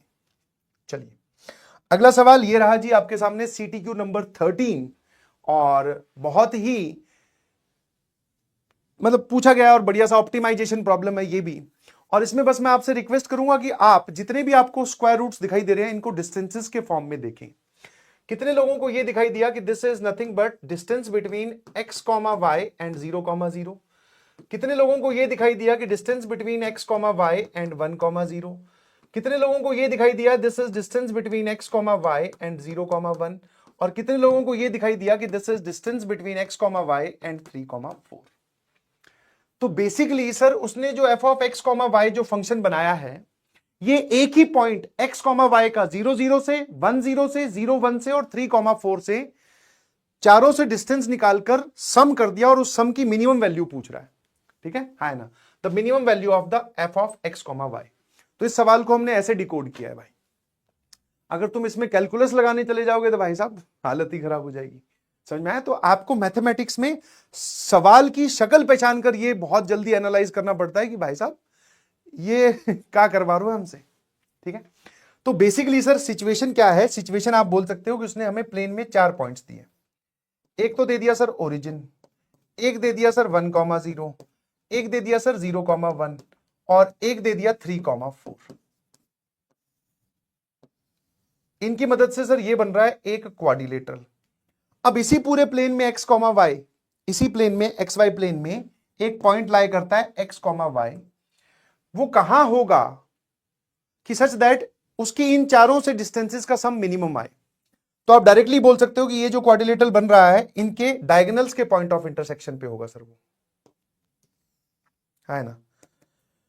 ठीक है, this is the point x comma y for sum of distances from vertices of quadrilateral to be minimum। Minimum होने के लिए x कॉमा वाई जो पॉइंट है इस प्लेन में आप कहीं भी ले सकते थे, बट मिनिमम चाहिए तो point of intersection of diagonals. ठीक है, x कॉमा वाई क्या है sir? This is POI, point of intersection of diagonals, है ना? ठीक है भाई। अब सर यही क्या लॉजिक है? तो मैंने कहा देख भाई सिंपल सी कहानी है, लॉजिक तो बहुत सिंपल सा है। एक काम कर लेते हैं, हर एक पॉइंट को कुछ ना कुछ बोल देते हैं। यहां बोल देते हैं ए, यहां बोल देते हैं बी, यहां बोल देते हैं सी, यहां बोल देते हैं डी। एक काम कर, पहले बी और डी उठा ले। ठीक है ना? और इस पॉइंट को बोल रहा हूं पी। ठीक है, इस पॉइंट को बोल रहा हूं एक्स कॉमा वाई। तो अगर मैं ये वाली डायगोनल उठाऊं, मैं मतलब ऑल्टरनेट उठा रहा हूं, बी और डी उठा लिया, पॉइंट पी कहीं पर भी है, तो मैं आपसे बोलूं कि मुझे पीडी प्लस पीबी की मिनिमम वैल्यू चाहिए। तो sum of two sides is greater than third side, तो ये होगा ग्रेटर देन डीबी से। इक्वालिटी कब होल्ड करेगी? जब ये पॉइंट इसके ऊपर आके बैठ जाएगा। अगर ये इससे बाहर रहा, अगर ये पॉइंट इस डायगोनल से हटकर रहा बीडी से, तो इन दोनों का सम, ट्राइंगल के अंदर ट्राइंगल इनइक्वालिटी लगाइए कि sum of two sides is greater than third side.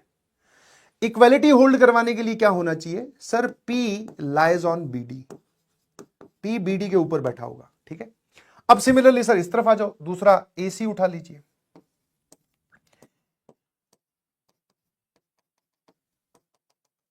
मैं आपसे पूछूं कि PA प्लस PC की मिनिमम वैल्यू क्या होगी, तो आप बोलोगे अगर सर ये इस AC डायगोनल से बाहर है तो sum of two side is greater than third side.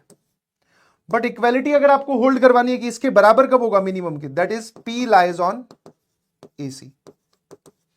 अब अगर मैं आपसे पूछूं कि इन सब के एडिशन, ट्राइंगल मतलब inequality in the same direction can be added, PA plus PB plus PC plus PD की मिनिमम वैल्यू आ जाएगी AC प्लस DB, है ना? AC plus DB।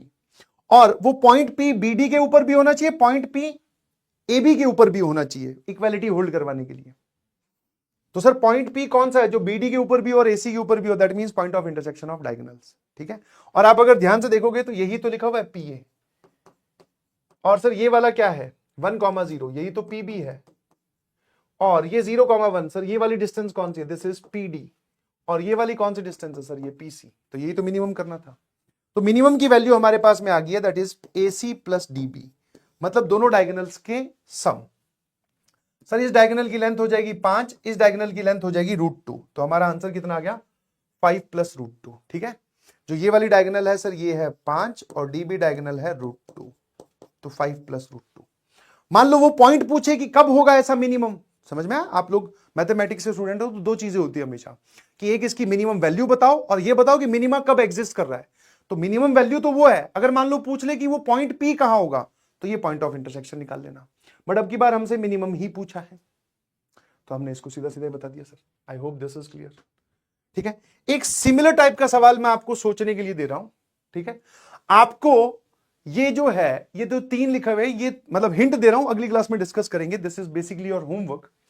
ये 3 लिखी हुई चीजें आपको पहले तो डिस्टेंसेस के फॉर्म में डिकोड करनी है कि किस किस मतलब कौन कौन सा स्क्वायर रूट किस किस पॉइंट के बीच की दूरी है।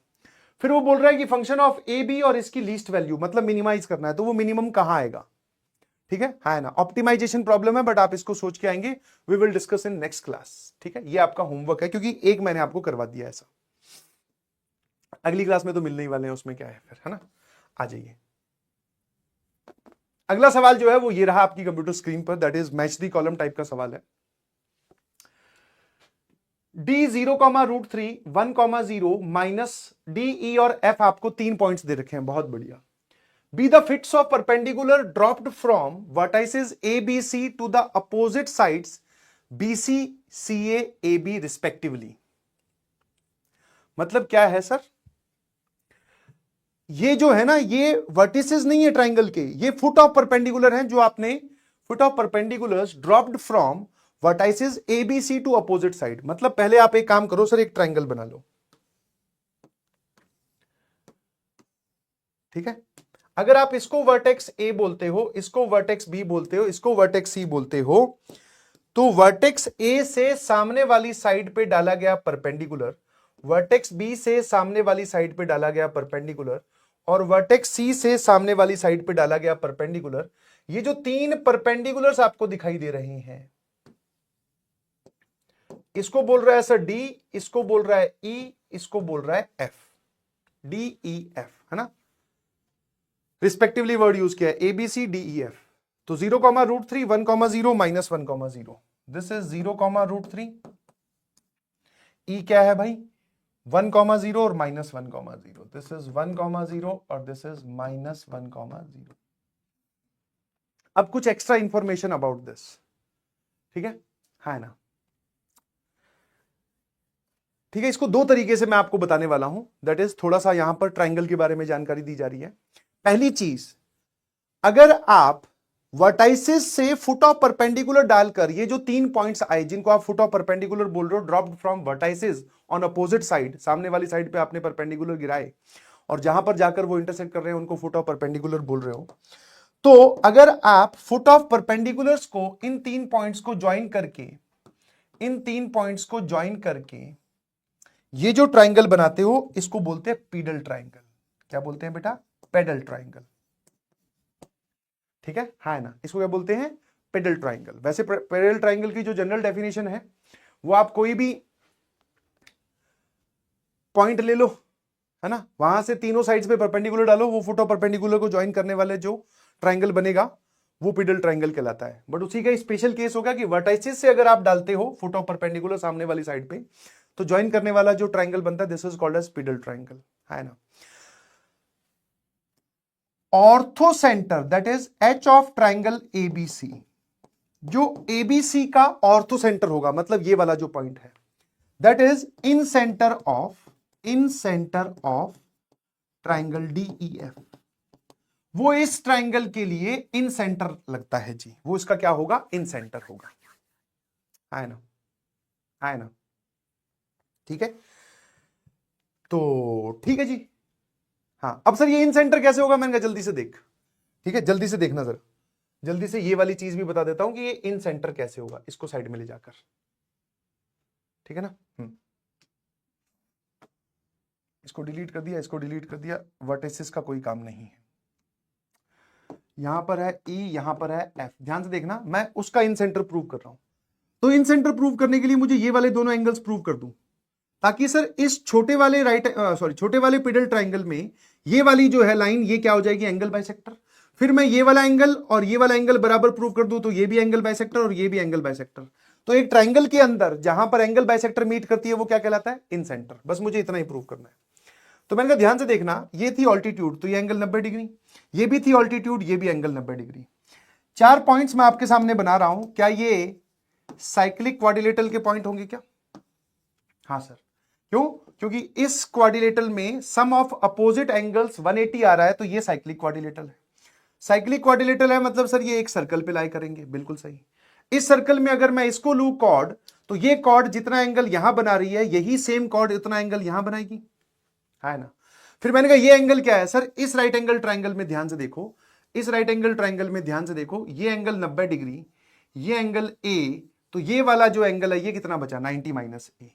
तो सर ये वाला एंगल भी कितना हो जाएगा सर? ये भी हो जाएगा 90 माइनस ए, ठीक है ना।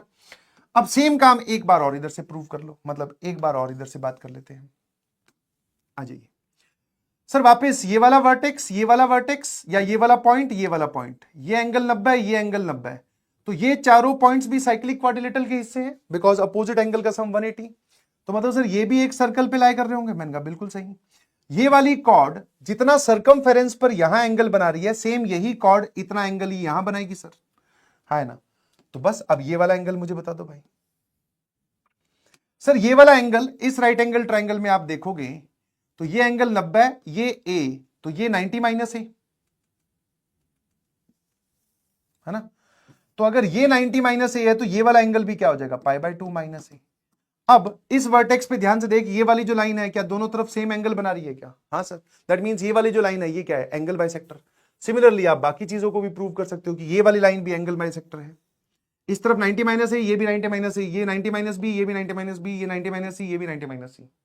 तो ये जो तीनों लाइंस यहां मिल रही है दैट इज इन सेंटर, है ना। क्या ये बात क्लियर है? तो मैंने कहा मुझे ट्राइंगल DEF का इन सेंटर चाहिए। और ट्राइंगल DEF क्या है? बहुत ही आसान है सर। ट्राइंगल DEF की बात करते हैं। अब मैं ट्राइंगल DEF का इन सेंटर निकाल रहा हूं। ट्राइंगल DEF का क्या निकाल रहा हूं? इन सेंटर, है ना।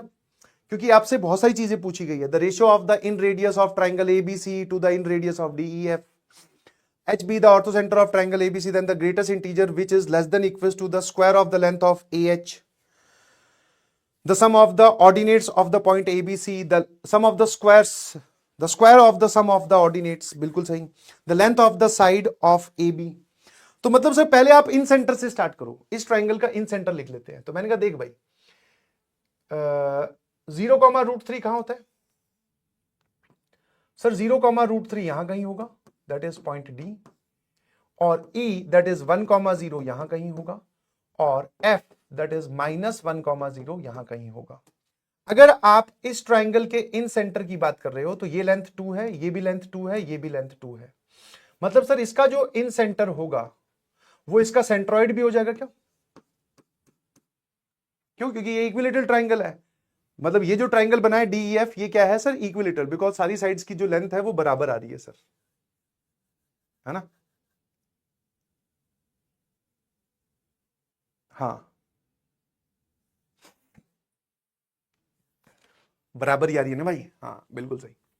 तो सर इसका एक काम करते हैं, मैंने कहा इन सेंटर मतलब सेंट्रॉइड, वरना फिर मैं वो वाला फॉर्मूला लगाता कि इसका एक्स कोऑर्डिनेट, अगर मैं इन सेंटर का एक्स कोऑर्डिनेट लिख रहा हूं तो इसका एक्स कोऑर्डिनेट मल्टीप्लाइड बाय सामने वाली साइड, प्लस इसका एक्स कोऑर्डिनेट मल्टीप्लाइड बाय सामने वाली साइड, प्लस इसका एक्स कोऑर्डिनेट मल्टीप्लाइड बाय सामने वाली साइड, डिवाइडेड बाय तीनों साइड्स का सम। बट अब की बार मुझे ऐसे करने की जरूरत है ही नहीं। तीनों का सम, तीनों के एक्स कोऑर्डिनेट का सम डिवाइडेड बाय 3 दैट इज 0, तीनों के वाई कोऑर्डिनेट का सम डिवाइडेड बाय 3 दैट इज √3/3 आ जाएगा, √3/3 दैट इज 1/√3। तो सर ये जो इस ट्राइंगल का इन सेंटर है वो ट्राइंगल ABC के लिए क्या लगा? Ortho centre 0,1/√3। अब जरा देखना, अगर आपके पास में एक ट्राइंगल का ऑर्थो सेंटर आपके पास में आ जाए, एक ट्राइंगल का ऑर्थो सेंटर आ गया भाई, H पता चल गया है, और फुट ऑफ परपेंडिकुलर आपको सारे दे ही रखे हैं। मतलब ये वाला पॉइंट है 0,√3, ये वाला पॉइंट है सर E 1,0, और ये वाला पॉइंट है सर -1,0। मैं आपको फटाफट प्रोसीजर बताता हूं। कितने लोग मुझे इस लाइन की इक्वेशन बता सकते हैं? हाँ सर। क्या हम इस लाइन की इक्वेशन, मतलब इसको अगर मैं साइड L1 बोलूं, इसको L1 L2 बोलूं और इसको L3 बोलूं, तो क्या मैं ये तीनों साइड्स की इक्वेशन निकाल सकता हूं? एक साइड की इक्वेशन पे फोकस करते हैं सर। किसी भी लाइन की इक्वेशन निकालने के लिए आपको उसके ऊपर चाहिए होता है एक पॉइंट। मैंने कहा पॉइंट तो मुझे दिख रहा है। फिर चाहिए होता है सर स्लोप। तो भाई साहब पहले आप इन दोनों से 2 पॉइंट फॉर्म से इस लाइन का स्लोप निकालो। मान लो इस लाइन का स्लोप है m, तो इस लाइन का स्लोप हो जाएगा इसके परपेंडिकुलर -m, -1/m। तो ये वाला स्लोप, ये वाला पॉइंट, इस लाइन की इक्वेशन आ गई। सिमिलरली सर इस लाइन की इक्वेशन आ जाएगी, सिमिलरली इस लाइन की इक्वेशन आ जाएगी। जैसे तीनों लाइंस की इक्वेशन आई उसके बाद में सर ये तीनों वर्टिसेस आ जाएंगे, ये तीनों वर्टाइसेस आ जाएंगे। और एक बार तीनों वर्टिसेस आ गए उसके बाद में वो जो भी सवाल में पूछ रहा है सारी बातें आप बता सकते हो। तो ये तो हुआ सर मेथड 1, है ना, जो कि आप खुद करोगे। मैं आता हूं इसके मेथड 2 पर। सर मेथड 2 क्या है? मेथड 2 ये है दोस्तों, मेथड 2 अगेन अगर आपको जानकारी है तो आपके लिए बहुत इंपॉर्टेंट बात बन जाती है। दैट इज जो ट्राइंगल DEF है उसके लिए vertex A, B and C are X centers. Yes. जो ट्राइंगल DEF है उसके लिए वर्टेक्स A, B और C ये क्या है? X सेंटर्स हैं, है ना। अब ये X सेंटर क्या होता है फटाफट बता देता हूं।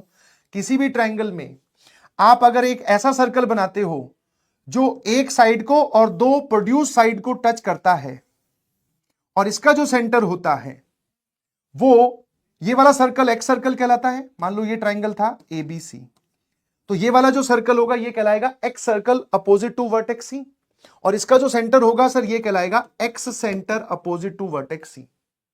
ठीक है ना। तो यहां पर भी सर्कल्स बन रहे हैं साइड्स को टच करते हुए, लेकिन जब सर्कल बनता है ट्राइंगल के अंदर उसको हम इन सर्कल बोलते हैं। जब ट्राइंगल के बाहर बनता है, ट्राइंगल के बाहर टच करता हुआ कब बनेगा? जब एक साइड और बाकी दो प्रोड्यूस साइड को वो टच करेगा, उसको बोलते हैं हम एक्स सर्कल। और इन सेंटर और एक्स सेंटर के कोऑर्डिनेट निकालने का तरीका बहुत ही सिंपल सा है ना। जरा देखना, तो अगर मुझे वर्टेक्स ए चाहिए तो वर्टेक्स ए क्या है? ठीक है, वर्टेक्स ए क्या है? That is excentre opposite to vertex D, यही बोल सकता हूं मैं। वर्टेक्स डी के अपोजिट में है ये सर, ये एक्स सेंटर होते हैं। प्रूव किया जा सकता है बहुत आसानी से, बट आपको ये पता होना चाहिए अगर पिडल ट्रायंगल बन रहा है तो पिडल ट्रायंगल के जो वर्टिसेस हैं जिनसे आप ट्रायंगल बनाओगे उनके अपोजिट वाले जो वर्टिसेस हो जाएंगे, अब ट्रायंगल वाले, ओरिजिनल ट्रायंगल वाले, वो एक्स सेंटर्स होते हैं। अब आपको ये वाला तरीका जमे जिसमें मैं ABC डायरेक्टली निकाल रहा हूं with the help of formula, तो बहुत अच्छी बात। Otherwise go by this method. 3 lines की इक्वेशन निकालनी है धमाधम, उन तीनों के पॉइंट ऑफ इंटरसेक्शन निकालने हैं, वर्टिसेस आ जाएंगे। मैंने क्या किया, अब excentre opposite to vertex B निकालने का तरीका क्या है, वर्टेक्स डी निकालने का तरीका क्या है? Sir x coordinate of point A will be, क्या करना है ना, जब आप इन सेंटर निकालते हो तो आप क्या बोलते हो? ax1 plus by1 sorry bx2 plus cx3 upon a plus b plus c। ये हम इन सेंटर लगाते वक्त सर या इन सेंटर निकालते वक्त ये रास्ता फॉलो करते हैं, जहां पर सर a b और c उस ट्राइंगल की लेंथ होती है और x1 x2 x3 तीनों वर्टिसेस के x कोऑर्डिनेट होते हैं। जो भी आप वर्टेक्स ले रहे हो उसके सामने वाली साइड लेनी होती है। ठीक है, अब एक्स सेंटर आप अपोजिट टू वर्टेक्स ए निकाल रहे हो या वर्टेक्स डी निकाल रहे हो, तो काम यही करना है, बस जिस वर्टेक्स के अपोजिट जा रहे हो उससे जो मल्टीप्लाई हो रही है साइड उसके आगे माइनस लगा देना। मतलब जैसे मैं इसका एक्स कोऑर्डिनेट लिखूंगा तो कैसे लिखूंगा? 0 ये इसका एक्स कोऑर्डिनेट है, मल्टीप्लाइड बाय सामने वाली साइड, 1 मल्टीप्लाइड बाय सामने वाली साइड एंड -1 मल्टीप्लाइड बाय सामने वाली साइड। ये हो गया, है ना। अब अगर मैं इन सेंटर लिख रहा होता तो मैं तीनों को जोड़ देता, है ना, और साइड्स का सम भी कितना है सर? दैट इज 2 2 और 2, तीनों को ऊपर भी जोड़ता, तीनों को नीचे भी जोड़ता। पर अब क्या करना है पता है, अगर आप एक्स सेंटर डी के अपोजिट वाला लिख रहे हो तो डी का एक्स कोऑर्डिनेट जो है वो नेगेटिव लेना है, या फिर जो साइड मल्टीप्लाई हो रही है वो माइनस लेनी है। तो ये माइनस, ये दोनों प्लस प्लस, ये 0, ये 2 - 2, ये भी 0 सर, ये पूरा का पूरा आ जाएगा 0। सिमिलरली अगर मैं y कोऑर्डिनेट ऑफ पॉइंट ए बोलूं तो तीनों का y कोऑर्डिनेट अब की बार दैट इज √3 × 2, फिर √3 इंटू सामने वाली साइड, 0 इंटू सामने वाली साइड, और 0 इंटू सामने वाली साइड, ठीक है। अब मैं इन सेंटर लिख रहा होता तो इन तीनों को जोड़ देता, नीचे भी तीनों साइड्स का सम करता, बट सर डी के अपोजिट वाला आप एक्स सेंटर लिख रहे हो, तो डी वाला जो कोऑर्डिनेट जहां पे आपने मल्टीप्लाई किया, जहां पे √3 या 0 है, उनके आगे माइनस साइन लगा देना बस। तो सर ये कितना आ गया, ये आ गया -√3। देख लो ध्यान से, ठीक लिखा है ना, ये पूरा का पूरा कितना आ जाएगा, माइनस नहीं +√3, क्योंकि सर ये तो गया, ये कैंसिल हो जाएगा, तो ऊपर -2√3, ये कैंसिल, तो नीचे 2, हाँ -√3 आ रहा है। तो पॉइंट ए के जो वर्टिसेस है सर वो आ जा रहे हैं 0, -√3। अब सिमिलरली मैं पॉइंट बी के वर्टेक्स लिख देता हूं सीधा सीधा। पॉइंट बी के वर्टेक्स कैसे लिखने हैं सर, बी जो है वो ई के अपोजिट वाला है, तो -2, पहले एक्स कोऑर्डिनेट लिख रहा हूं, तो 1 इंटू 2, बट इसी के अपोजिट वाला लिख रहे हैं तो इसका साइन माइनस कर दिया, फिर -1 इंटू 2, वो तो बाय डिफॉल्ट ही है, और 0 इंटू 2, तो ये 0 अपॉन -2 + 2 2, ये कैंसिल हो गया, ऊपर बच रहा है -4/2, तो इसका एक्स कोऑर्डिनेट आ जाएगा -2। अब वाई कोऑर्डिनेट के लिए सर 0 इंटू -2, फिर 0 इंटू 2, फिर ये आ जाएगा sir 2 into √3 whole divided by -2 + 2 + 2, ठीक है ना। तो ये और ये गया सर, ये आ जाएगा √3, ठीक है भाई। अब आ जाओ सर इसके लिए, वर्टेक्स सी वाला जो है वो एक्स सेंटर है अपोजिट टू वर्टेक्स एफ, तो सर हम इसको इससे मल्टीप्लाई करेंगे, दैट इज -1 इंटू, और जो साइड है उसके आगे एक माइनस साइन लगा दो, तो ये आ जाएगा +2,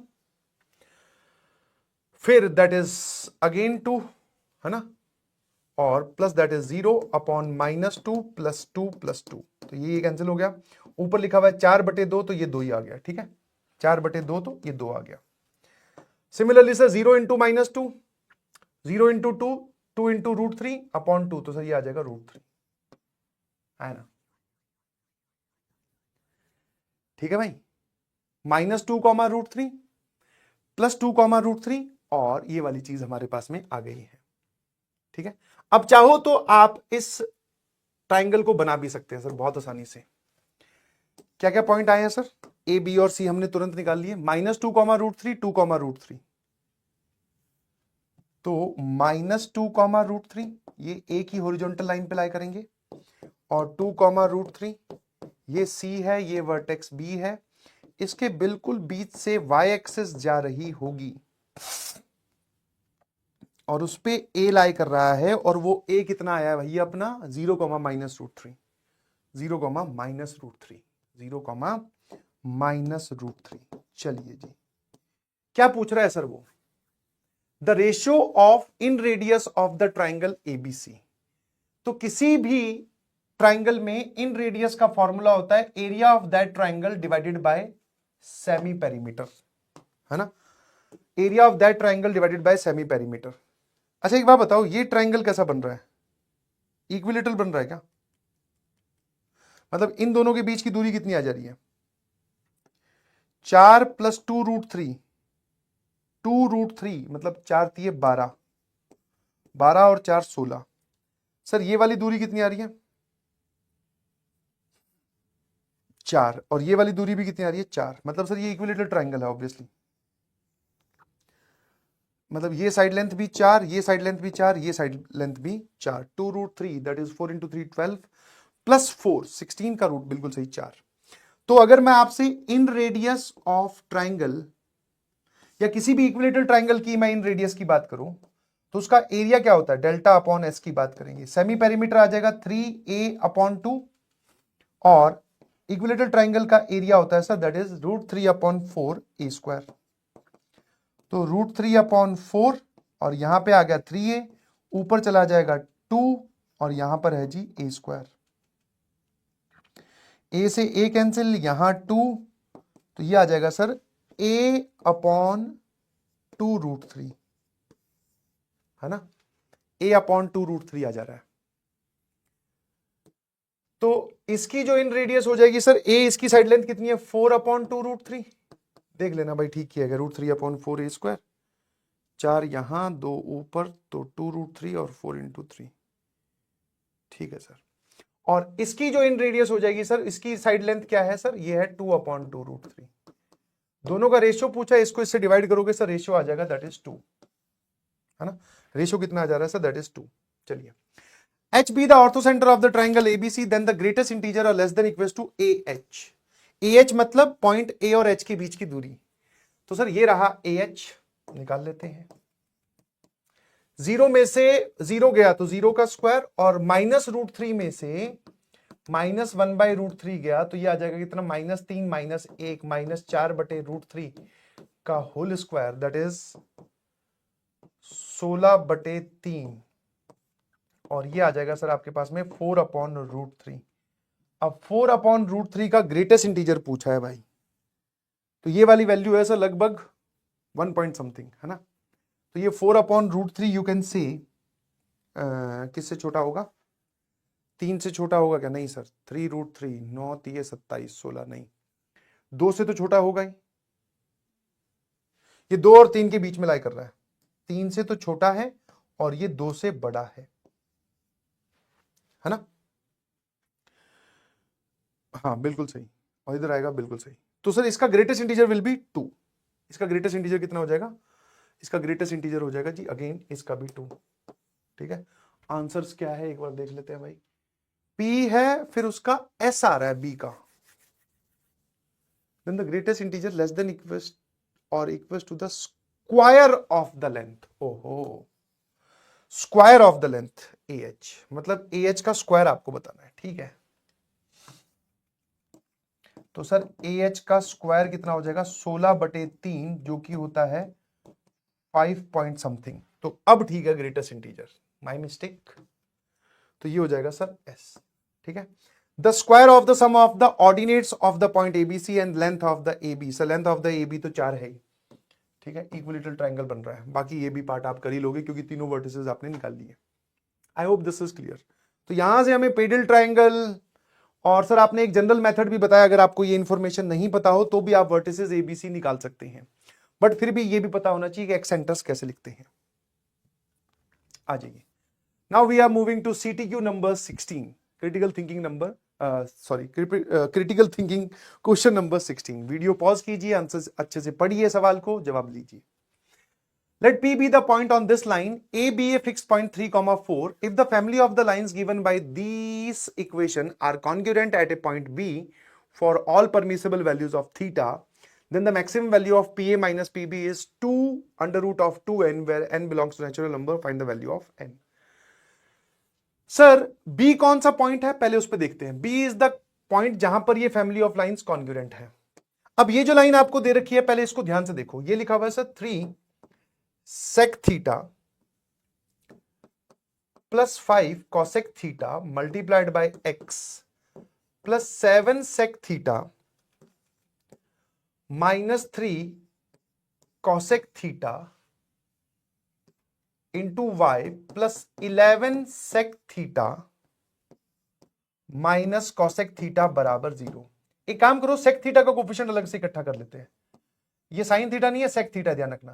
तो यहां से आएगा 3x, यहां से आएगा 7y प्लस 11, और फिर मुझे बताओ cosec थीटा का कोफिशिएंट क्या आएगा। सर यहां से आएगा 5x, यहां से आएगा -3y, यहां से आएगा -11, है ना।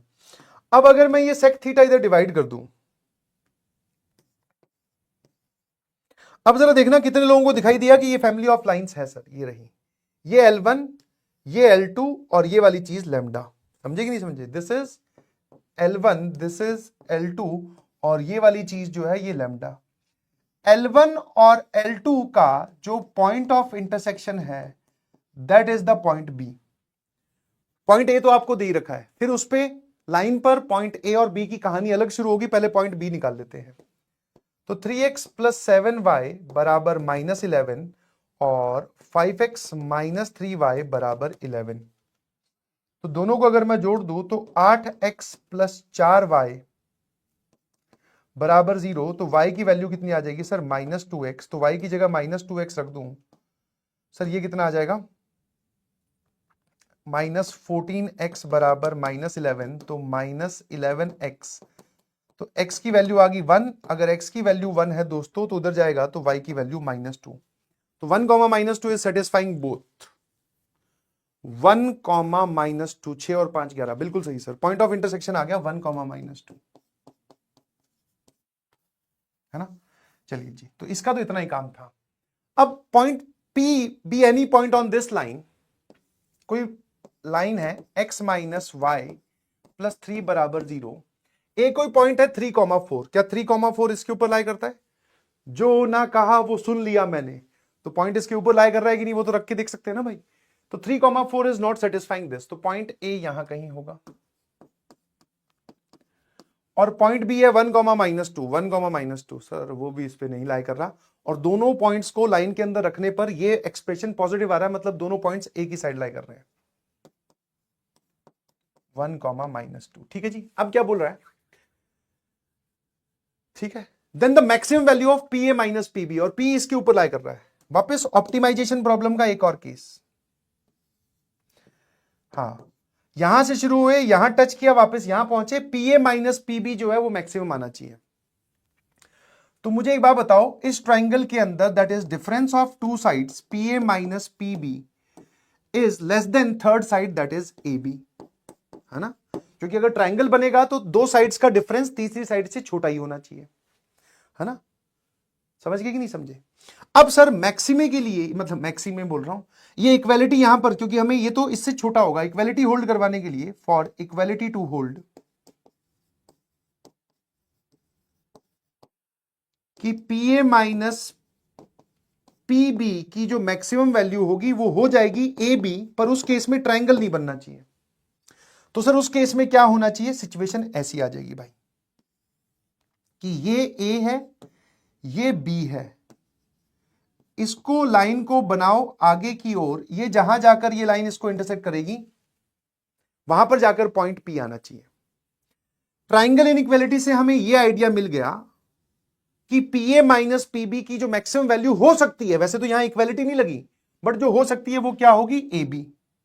अब ए बी वाला केस हमने सोचा, तो उसके लिए सोचने का तरीका क्या है, ए और बी को ज्वाइन करने वाली लाइन को आगे बढ़ा दो, और गिवन लाइन को जाकर जहां वो कट करेगी ये पॉइंट पी ले लो, क्योंकि अब ध्यान से देखो कि पी ए कौन सा डिस्टेंस है, सर पी ए ये वाला डिस्टेंस है, पी बी कौन सा डिस्टेंस है, ये वाला डिस्टेंस है, तो पी ए में से पी बी घटाऊं तो ए बी बच रहा है कि नहीं बच रहा है, तो ये इक्वालिटी होल्ड करगी कि नहीं करगी, सर करगी, है ना। तो P A minus P B की जो मैक्सिमम वैल्यू, अच्छा हमसे ये पॉइंट पी नहीं पूछा, हमसे यही पूछा है ए बी, तो मैंने ए और बी के बीच की दूरी निकाल ली, तो इन दोनों के बीच की दूरी कितनी आएगी, 3 में से 1 गया 2, 2 का स्क्वायर 4, 4 में से 2 गया सर वो हो जाएगा 6, 6 का स्क्वायर 36, सर ये आ जाएगा अंडर रूट ऑफ 40। अब अंडर रूट ऑफ 40 को भी भाई ऐसे लिखना है, दैट इज 2 बाहर, तो बचेगा √10, अंदर बचेगा √10, उसको लिख लिया 2√5, तो इसको इस तरीके से लिखा, और यहां पर एक नेचुरल नंबर है, तो n की वैल्यू हमारे पास में सर 5 आ गई, that is our F N F. आ जाइए, अब चलते हैं सीटीक्यू नंबर 17 पर, आ जाओ भाई। ए लाइट सोर्स, आराम से पहले वीडियो को पॉज कीजिए, सवाल पढ़ लीजिए अगर आपने नहीं अटेम्प्ट किया तो, फिर एक बार डायग्राम बनाकर फिर आगे बढ़ो, खुद प्रोसीजर भी सोच लीजिए, ठीक है ना। आ जाओ, a light source at the point 0,16 in the coordinate plane cast a light in the all direction, a disk, a circle along with its interior of the radius 2 with center 16,10, the cast a shadow on the x axis। क्या है भाई, मैं आपको बता दूं sir, 0,16 पर हमने एक लाइट सोर्स रखा, ये सब डायरेक्शन में लाइट फैला रहा है, ठीक है ना। ए डिस्क मतलब एक सर्कल की बात कर रहा है, विद इट्स इंटीरियर मतलब इन दोनों लाइट रेज के बीच में, ठीक है, of radius 2 and the centres at 6,10, एक सर्कल यहां पे रखा हुआ है ऑफ रेडियस 2 इंटू 6,10, सर्कल का सेंटर है 6,10, इसकी रेडियस है 2, ठीक है, ये सब बातें फालतू की लग रही है। Cast shadow on the x axis, अब शेडो बनाने के लिए क्या करना होता है, ये वाली लाइंस ड्रॉ करनी होती है कि जहां पर पॉइंट सोर्स दे रखा है और जो आपकी ऑब्जेक्ट है, अगर आपको शेडो चाहिए तो सर उसके एंड पॉइंट से इधर और इधर, तो अगर ये वाली मान लो कोई लाइन है या कोई स्टिक है तो इसकी शेडो यहां बनेगी अगर लाइट सोर्स यहां है। सिमिलरली मैंने क्या किया, ये लाइंस पहले ड्रॉ कर दी, सॉरी फॉर दैट, कि अगर डिस्क यहां रखा हुआ है, लाइट सोर्स यहां है, तो इसके एंड पॉइंट्स मतलब टेंजेंट्स ड्रॉ करो, this is the length of shadow. ये जो ए बी लेंथ हो जाएगी sir, this is the length of shadow, है ना। The length of the shadow can be written in m√n format, m and n are positive integers, n is not, n is square free. Square free का मतलब होता है कि मतलब उसमें कोई स्क्वायर नहीं आ रहा, मतलब परफेक्ट स्क्वायर नहीं है। ये एक नई टर्मिनोलॉजी तुम्हें दिखाई दी कि n जो है वो कोई परफेक्ट स्क्वायर नहीं होना चाहिए, दैट इज स्क्वायर फ्री, ठीक है। देन m+n बताओ, तो लेंथ बतानी है शेडो की। ऐसा नहीं लग रहा कि ये tangents drawn from external point का केस हो गया, है ना। Tangents drawn from external point, कि बाहर वाले पॉइंट से हमने दो टेंजेंट खींची, वो टेंजेंट्स एक्स एक्सिस को जहां पर जाकर कट करेंगी वो होगा सर पॉइंट x1, 0 और दूसरा पॉइंट होगा x2, 0। तो जो length of the shadow A B हो जाएगी that is x1 minus x2 का मॉड, है ना। और टेंजेंट कहां से खींची है सर आपने, 0,16 पे बैठ के। कैसे सॉल्व करते हैं भाई, तो सर बाहर वाले पॉइंट से टेंजेंट अगर आपको ड्रॉ करनी है तो पहले कोई भी एक लाइन पास कर लो या एज्यूम कर लो जो 0,16 से पास करती है, जिसका स्लोप है m, ठीक है। This is any line which passes through 0,16, कोई दिक्कत। अब इस सर्कल और इस लाइन के बीच में लगा दो कंडीशन ऑफ टेंजेंसी, इन दोनों के बीच में क्या लगा दो, अप्लाई कंडीशन ऑफ टेंजेंसी। अब सर ये कंडीशन ऑफ टेंजेंसी क्या होती है कि किसी भी रैंडम लाइन को अगर किसी सर्कल पे टेंजेंट बनाना है तो उसके सेंटर से डिस्टेंस, उस लाइन की सेंटर से डिस्टेंस रेडियस के बराबर होनी चाहिए। तो मैंने कहा देख यार ये लाइन क्या लिखी हुई है सर, ये लिखी हुई है mx माइनस वाई प्लस 16 बराबर 0, है ना। इसका डिस्टेंस निकाल लेते हैं कहां से, 6,10 से। तो x की जगह 6, y की जगह 10 अपॉन √1 प्लस m स्क्वायर, और ये डिस्टेंस जो है वो रेडियस के बराबर आना चाहिए, ठीक है भाई। तो ऊपर लिखा हुआ है 6 और इन दोनों का भी एडिशन 6 ही आएगा, तो 6 इंटू m+1 का मॉड बराबर 2√1 प्लस m स्क्वायर, है ना। चलो भैया अब दोनों तरफ स्क्वायर कर दो, स्क्वायर करने से पहले ये और ये उड़ा देना, ये 3 आएगा, that is 9m square plus 9m plus 18, है ना। 2m होगा बाहर 9, 18m बराबर 1 प्लस m स्क्वायर। अब यहां से दोनों रूट्स आप निकालिए, this is do it by yourself, है ना। यहां से दोनों स्लोप निकाल लें, दोनों स्लोप आएंगे, इन दोनों लाइंस की इक्वेशन आ जाएगी। वो दोनों लाइंस कहां कट करेंगे एक्स एक्सिस को, वो भी पता चल जाएगा, और आप x1 माइनस x2 का मॉड निकाल सकते हैं। आंसर इज 21, यहां तक जरूर पहुंचेगा, ठीक है। This is do it by yourself, बहुत ही सिंपल सा सवाल है। बस हाँ डायग्राम, मतलब इस पूरी जो मैथमेटिकल डायग्राम हमारा बना, इसको जो लैंग्वेज का रूप दिया गया है दैट इज इंपॉर्टेंट, कि शेडो कहां बन रही है और वो सब चीजें। आ जाइए, the adjacent figure represents an equilateral triangle ABC of side length 2 units. एक एबीसी है, इक्विलेटरल ट्राइंगल है, सभी की साइड लेंथ जो है वो 2 यूनिट्स है, बहुत बढ़िया। The locus of the vertex C as side A B slides along the coordinate axis. जब side A B coordinate axis पे स्लाइड कर रही होगी, मतलब जब ये इधर जाएगी, ये वाला वर्टेक्स इधर जाएगा और ये वाला वर्टेक्स नीचे की ओर आएगा, समझ में? आपने लोकस में वो वाला केस देखा है, when rod A B is sliding on coordinate axis. तो rod A B sliding on coordinate axis का मतलब है कि रॉड ऐसे नीचे गिर रही है। अब इसके साथ एक वर्टेक्स सी और अटैच कर दिया, तो जब ये वर्टेक्स आगे की तरफ जाएगा, ये वाला वर्टेक्स नीचे की ओर आएगा, तो ये वाला वर्टेक्स भी कहीं ना कहीं किसी ना किसी पाथ पे मूव करेगा। इसका हमसे लोकस पूछा है और लोकस की कुछ इक्वेशंस आपको दे रखी हैं। कुछ नहीं, सिंपल सा थीटा वीटा इन्वॉल्व करो और शुरू हो जाओ। इसको हॉरिजॉन्टल मत बना के रखना भाई, ठीक है। मैं आपको एक सिंपल सी चीज बता दूं कि इसको तुम्हें क्या हो सकता है कंफ्यूजन हो जाए ये हॉरिजॉन्टल देखकर, क्योंकि जब वो स्लाइड कर रही थी या स्लाइड कर रहा था ये साइड, तो उसमें एक पिक्चर आपको खींच के बताइए, थोड़ी देर बाद में हो सकता है ट्राइंगल ऐसा भी हो जाएगा, ट्राइंगल ऐसा हो जाएगा, तो ये वर्टेक्स सी यहां से यहां चला गया, यही तो हमें लोकस पता करना है। तो इसको हॉरिजॉन्टल मत रखो, मतलब इसको क्या करो आप लोग, अरे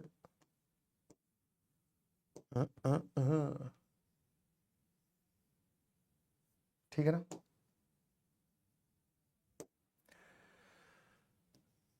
इस वर्टेक्स को यहां ले जा ताकि कोई कंफ्यूजन दिमाग में हो ही ना। This is C H comma K, ठीक है। अब ठीक है, हाँ साइड लेंथ जो है वो अभी भी 2 है, ये भी 2, ये भी 2, ये भी 2।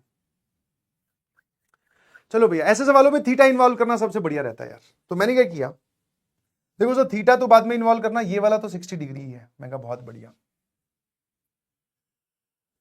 है ना। अब कुछ लोग बोलेंगे सर ये डिस्टेंस और ये डिस्टेंस 2 के बराबर कर दो। मैंने कहा देख ये पॉइंट मानेगा अल्फा कॉमा 0, ये 0 कॉमा बीटा, तो अल्फा बीटा एलिमिनेट करने तेरे लिए बहुत मुश्किल हो जाएंगे, है ना, है ना। तो मैंने क्या किया, इस चीज को, इस एंगल को बोल दिया थीटा। सर ये 60, ये थीटा, पूरा एंगल इस पे 100 कितना होना चाहिए, 80, तो ये आएगा 120 माइनस थीटा, ठीक है ना, है ना। अब इस राइट एंगल ट्राइंगल में ये वाली डिस्टेंस कितनी हो जाएगी, 2 का कॉस वाला component, that is 2 cos theta. और इस राइट एंगल ट्राइंगल में ये वाली दूरी कितनी हो जाएगी सर, 2 का साइन वाला component, that is 2 sine theta, ठीक है भाई। सिमिलरली सर यहां से अगर आप परपेंडिकुलर डालो तो ये वाली जो दूरी है यहां से लेकर यहां तक, ये है h, और ये वाली जो दूरी है सर ये है k। मैंने कहा ठीक है भाई। तो मैंने कहा अब इस राइट एंगल ट्राइंगल में ये 2 है और ये वाला एंगल है 120 माइनस थीटा, तो ये आ जाएगा 2 कॉस ऑफ 120 माइनस थीटा। और सर इस राइट एंगल ट्राइंगल में ये 2 है, ये वाली लेंथ, इसका साइन वाला कंपोनेंट, तो k बराबर 2 साइन ऑफ 120 माइनस थीटा। क्या ये बात क्लियर है?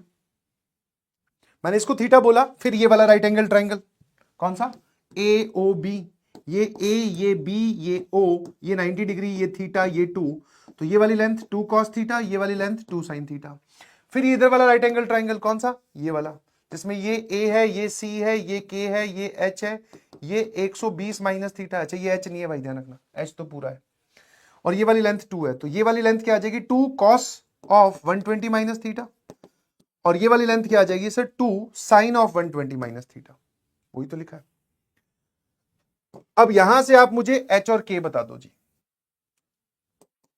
सर देखते ही पता चल रहा है h जो है वो इसका और इसका सम है, that is 2 cos theta plus 2 cos 120 minus theta.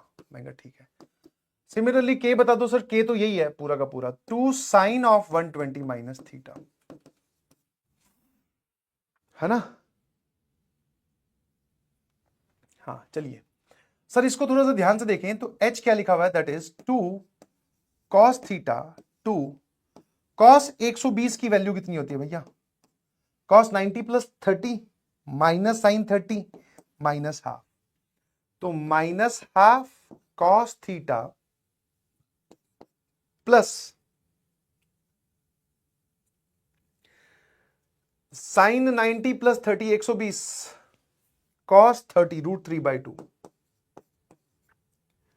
Sign theta, है ना। ये अंदर भेजोगे तो ये कितना आ जाएगा, माइनस कॉस थीटा, और यहां पे सर ये आ जाएगा cos theta plus √3 sine theta. This is H. देख लेना भाई कुछ गड़बड़ तो नहीं किया ना, क्योंकि कॉस ए माइनस बी में सर बीच में प्लस आता है, cos 120 minus half, cos theta as it is, sine 120 plus √3/2 और sine theta as it is, तो ये एच आ गया। और सिमिलरली के जो है वो क्या आ जाएगा sir, that is 2 sine 120 degree, अभी अभी निकाला था, √3/2 into cos theta minus cos 120 degree minus half into sine theta. ये माइनस माइनस प्लस हो जाएगा, 2 2 उड़ा दो सर, ये आ जाएगा √3 cos theta plus sine theta. चलिए जी, अब आपको इक्वेशन ऑफ लोकस निकालने के लिए भैया इन दोनों से करना है एलिमिनेट, ठीक है। एक तरीका तो है, दो इक्वेशन दो अननोन, है ना, दो इक्वेशन दो अननोन, साइन थीटा और कॉस थीटा की वैल्यू निकाल लो, और उसको एलिमिनेट करने का तरीका क्या है, स्क्वायर एंड ऐड, खेल खत्म, है ना। वरना डायरेक्टली अगर मैं स्क्वायर करके ऐड करूं, डायरेक्टली स्क्वायर करके ऐड, मैंने एक मेथड आपको बता दिया है, स्क्वायर एंड ऐड। एक मेथड कौन सा बताया, कि दो इक्वेशन दो अननोन है, साइन थीटा कॉस थीटा में दो इक्वेशन है, साइन थीटा और कॉस थीटा की वैल्यू एच और के टर्म्स में निकाल लो, फिर दोनों साइन थीटा और कॉस थीटा की वैल्यू निकालने के बाद में स्क्वायर करके जोड़ देना, थीटा गायब हो जाएगा। सर यहां से आपके पास में एच स्क्वायर आ जाएगा cos square theta plus 3 sine square theta plus 2 √3 sine theta cos theta, और के स्क्वायर आ जाएगा sir that is 3 cos square theta plus sine square theta plus 2√3 sine theta cos theta. Now if I add these twos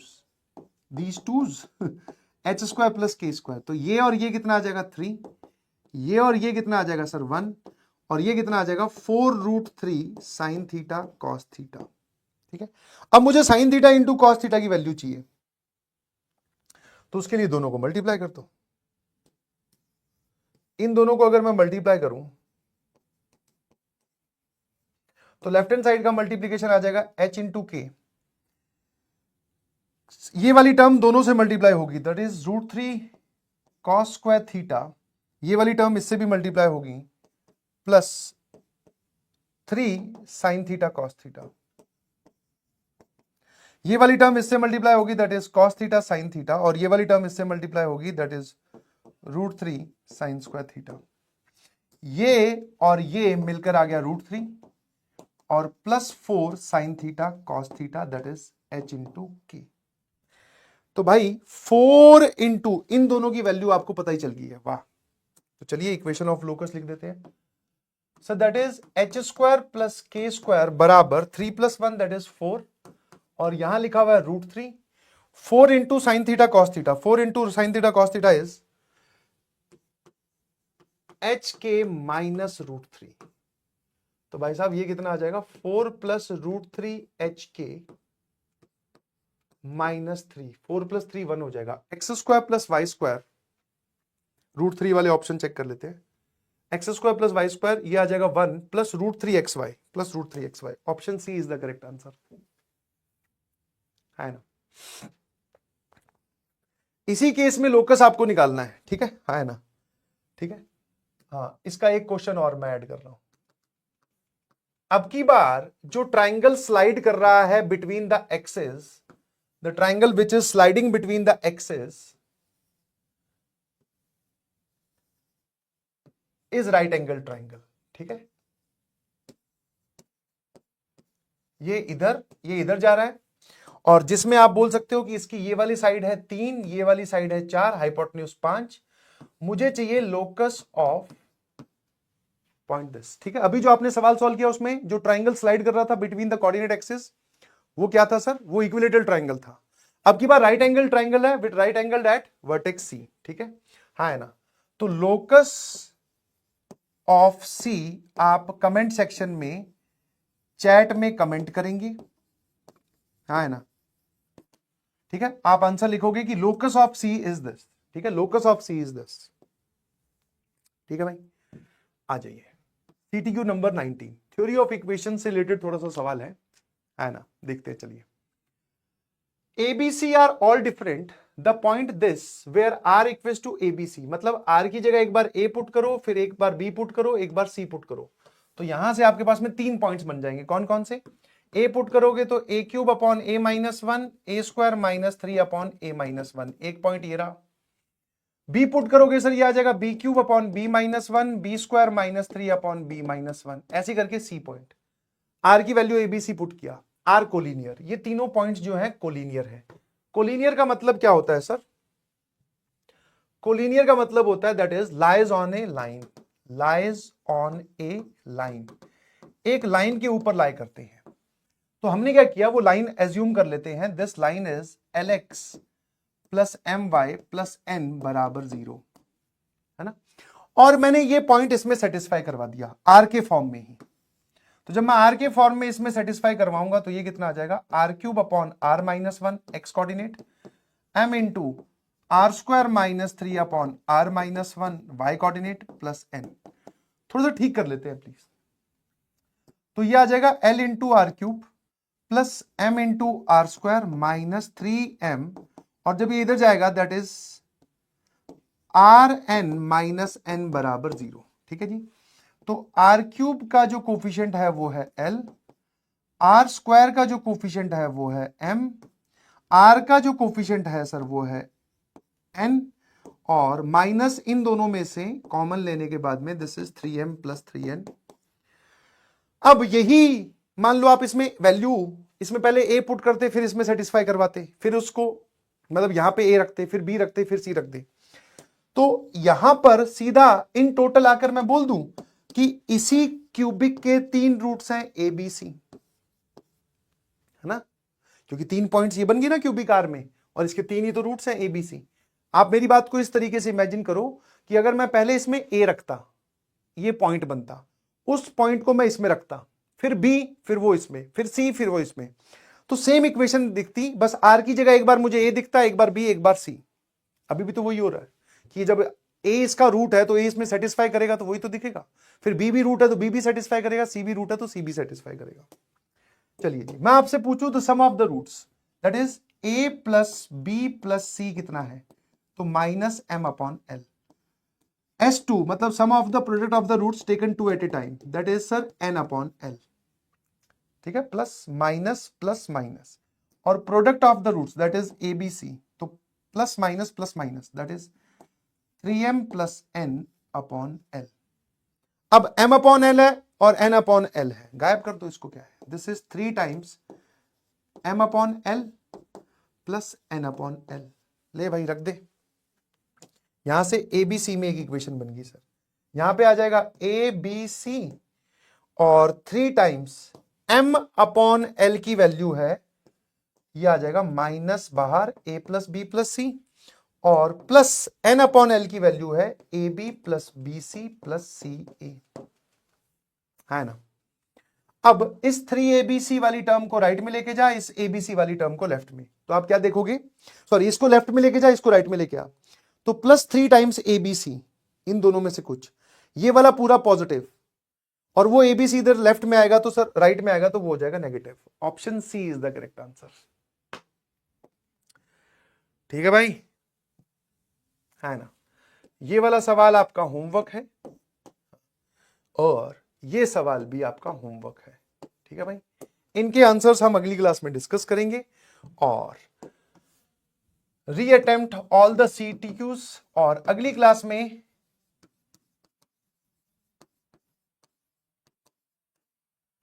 reattempt all the CTQs। अगली class में जब हम मिलेंगे तो हम सर्कल की क्वेश्चन स्टार्ट कर देंगे after finishing the questions of straight line, and at the last बिल्कुल एंड में सर्कल स्ट्रेट लाइन दोनों के PYQs उठा लेंगे। ठीक है जी, चलिए थैंक यू सो मच, बहुत बहुत धन्यवाद, लव यू ऑल, बहुत जल्द फिर मुलाकात होगी, बाय बाय।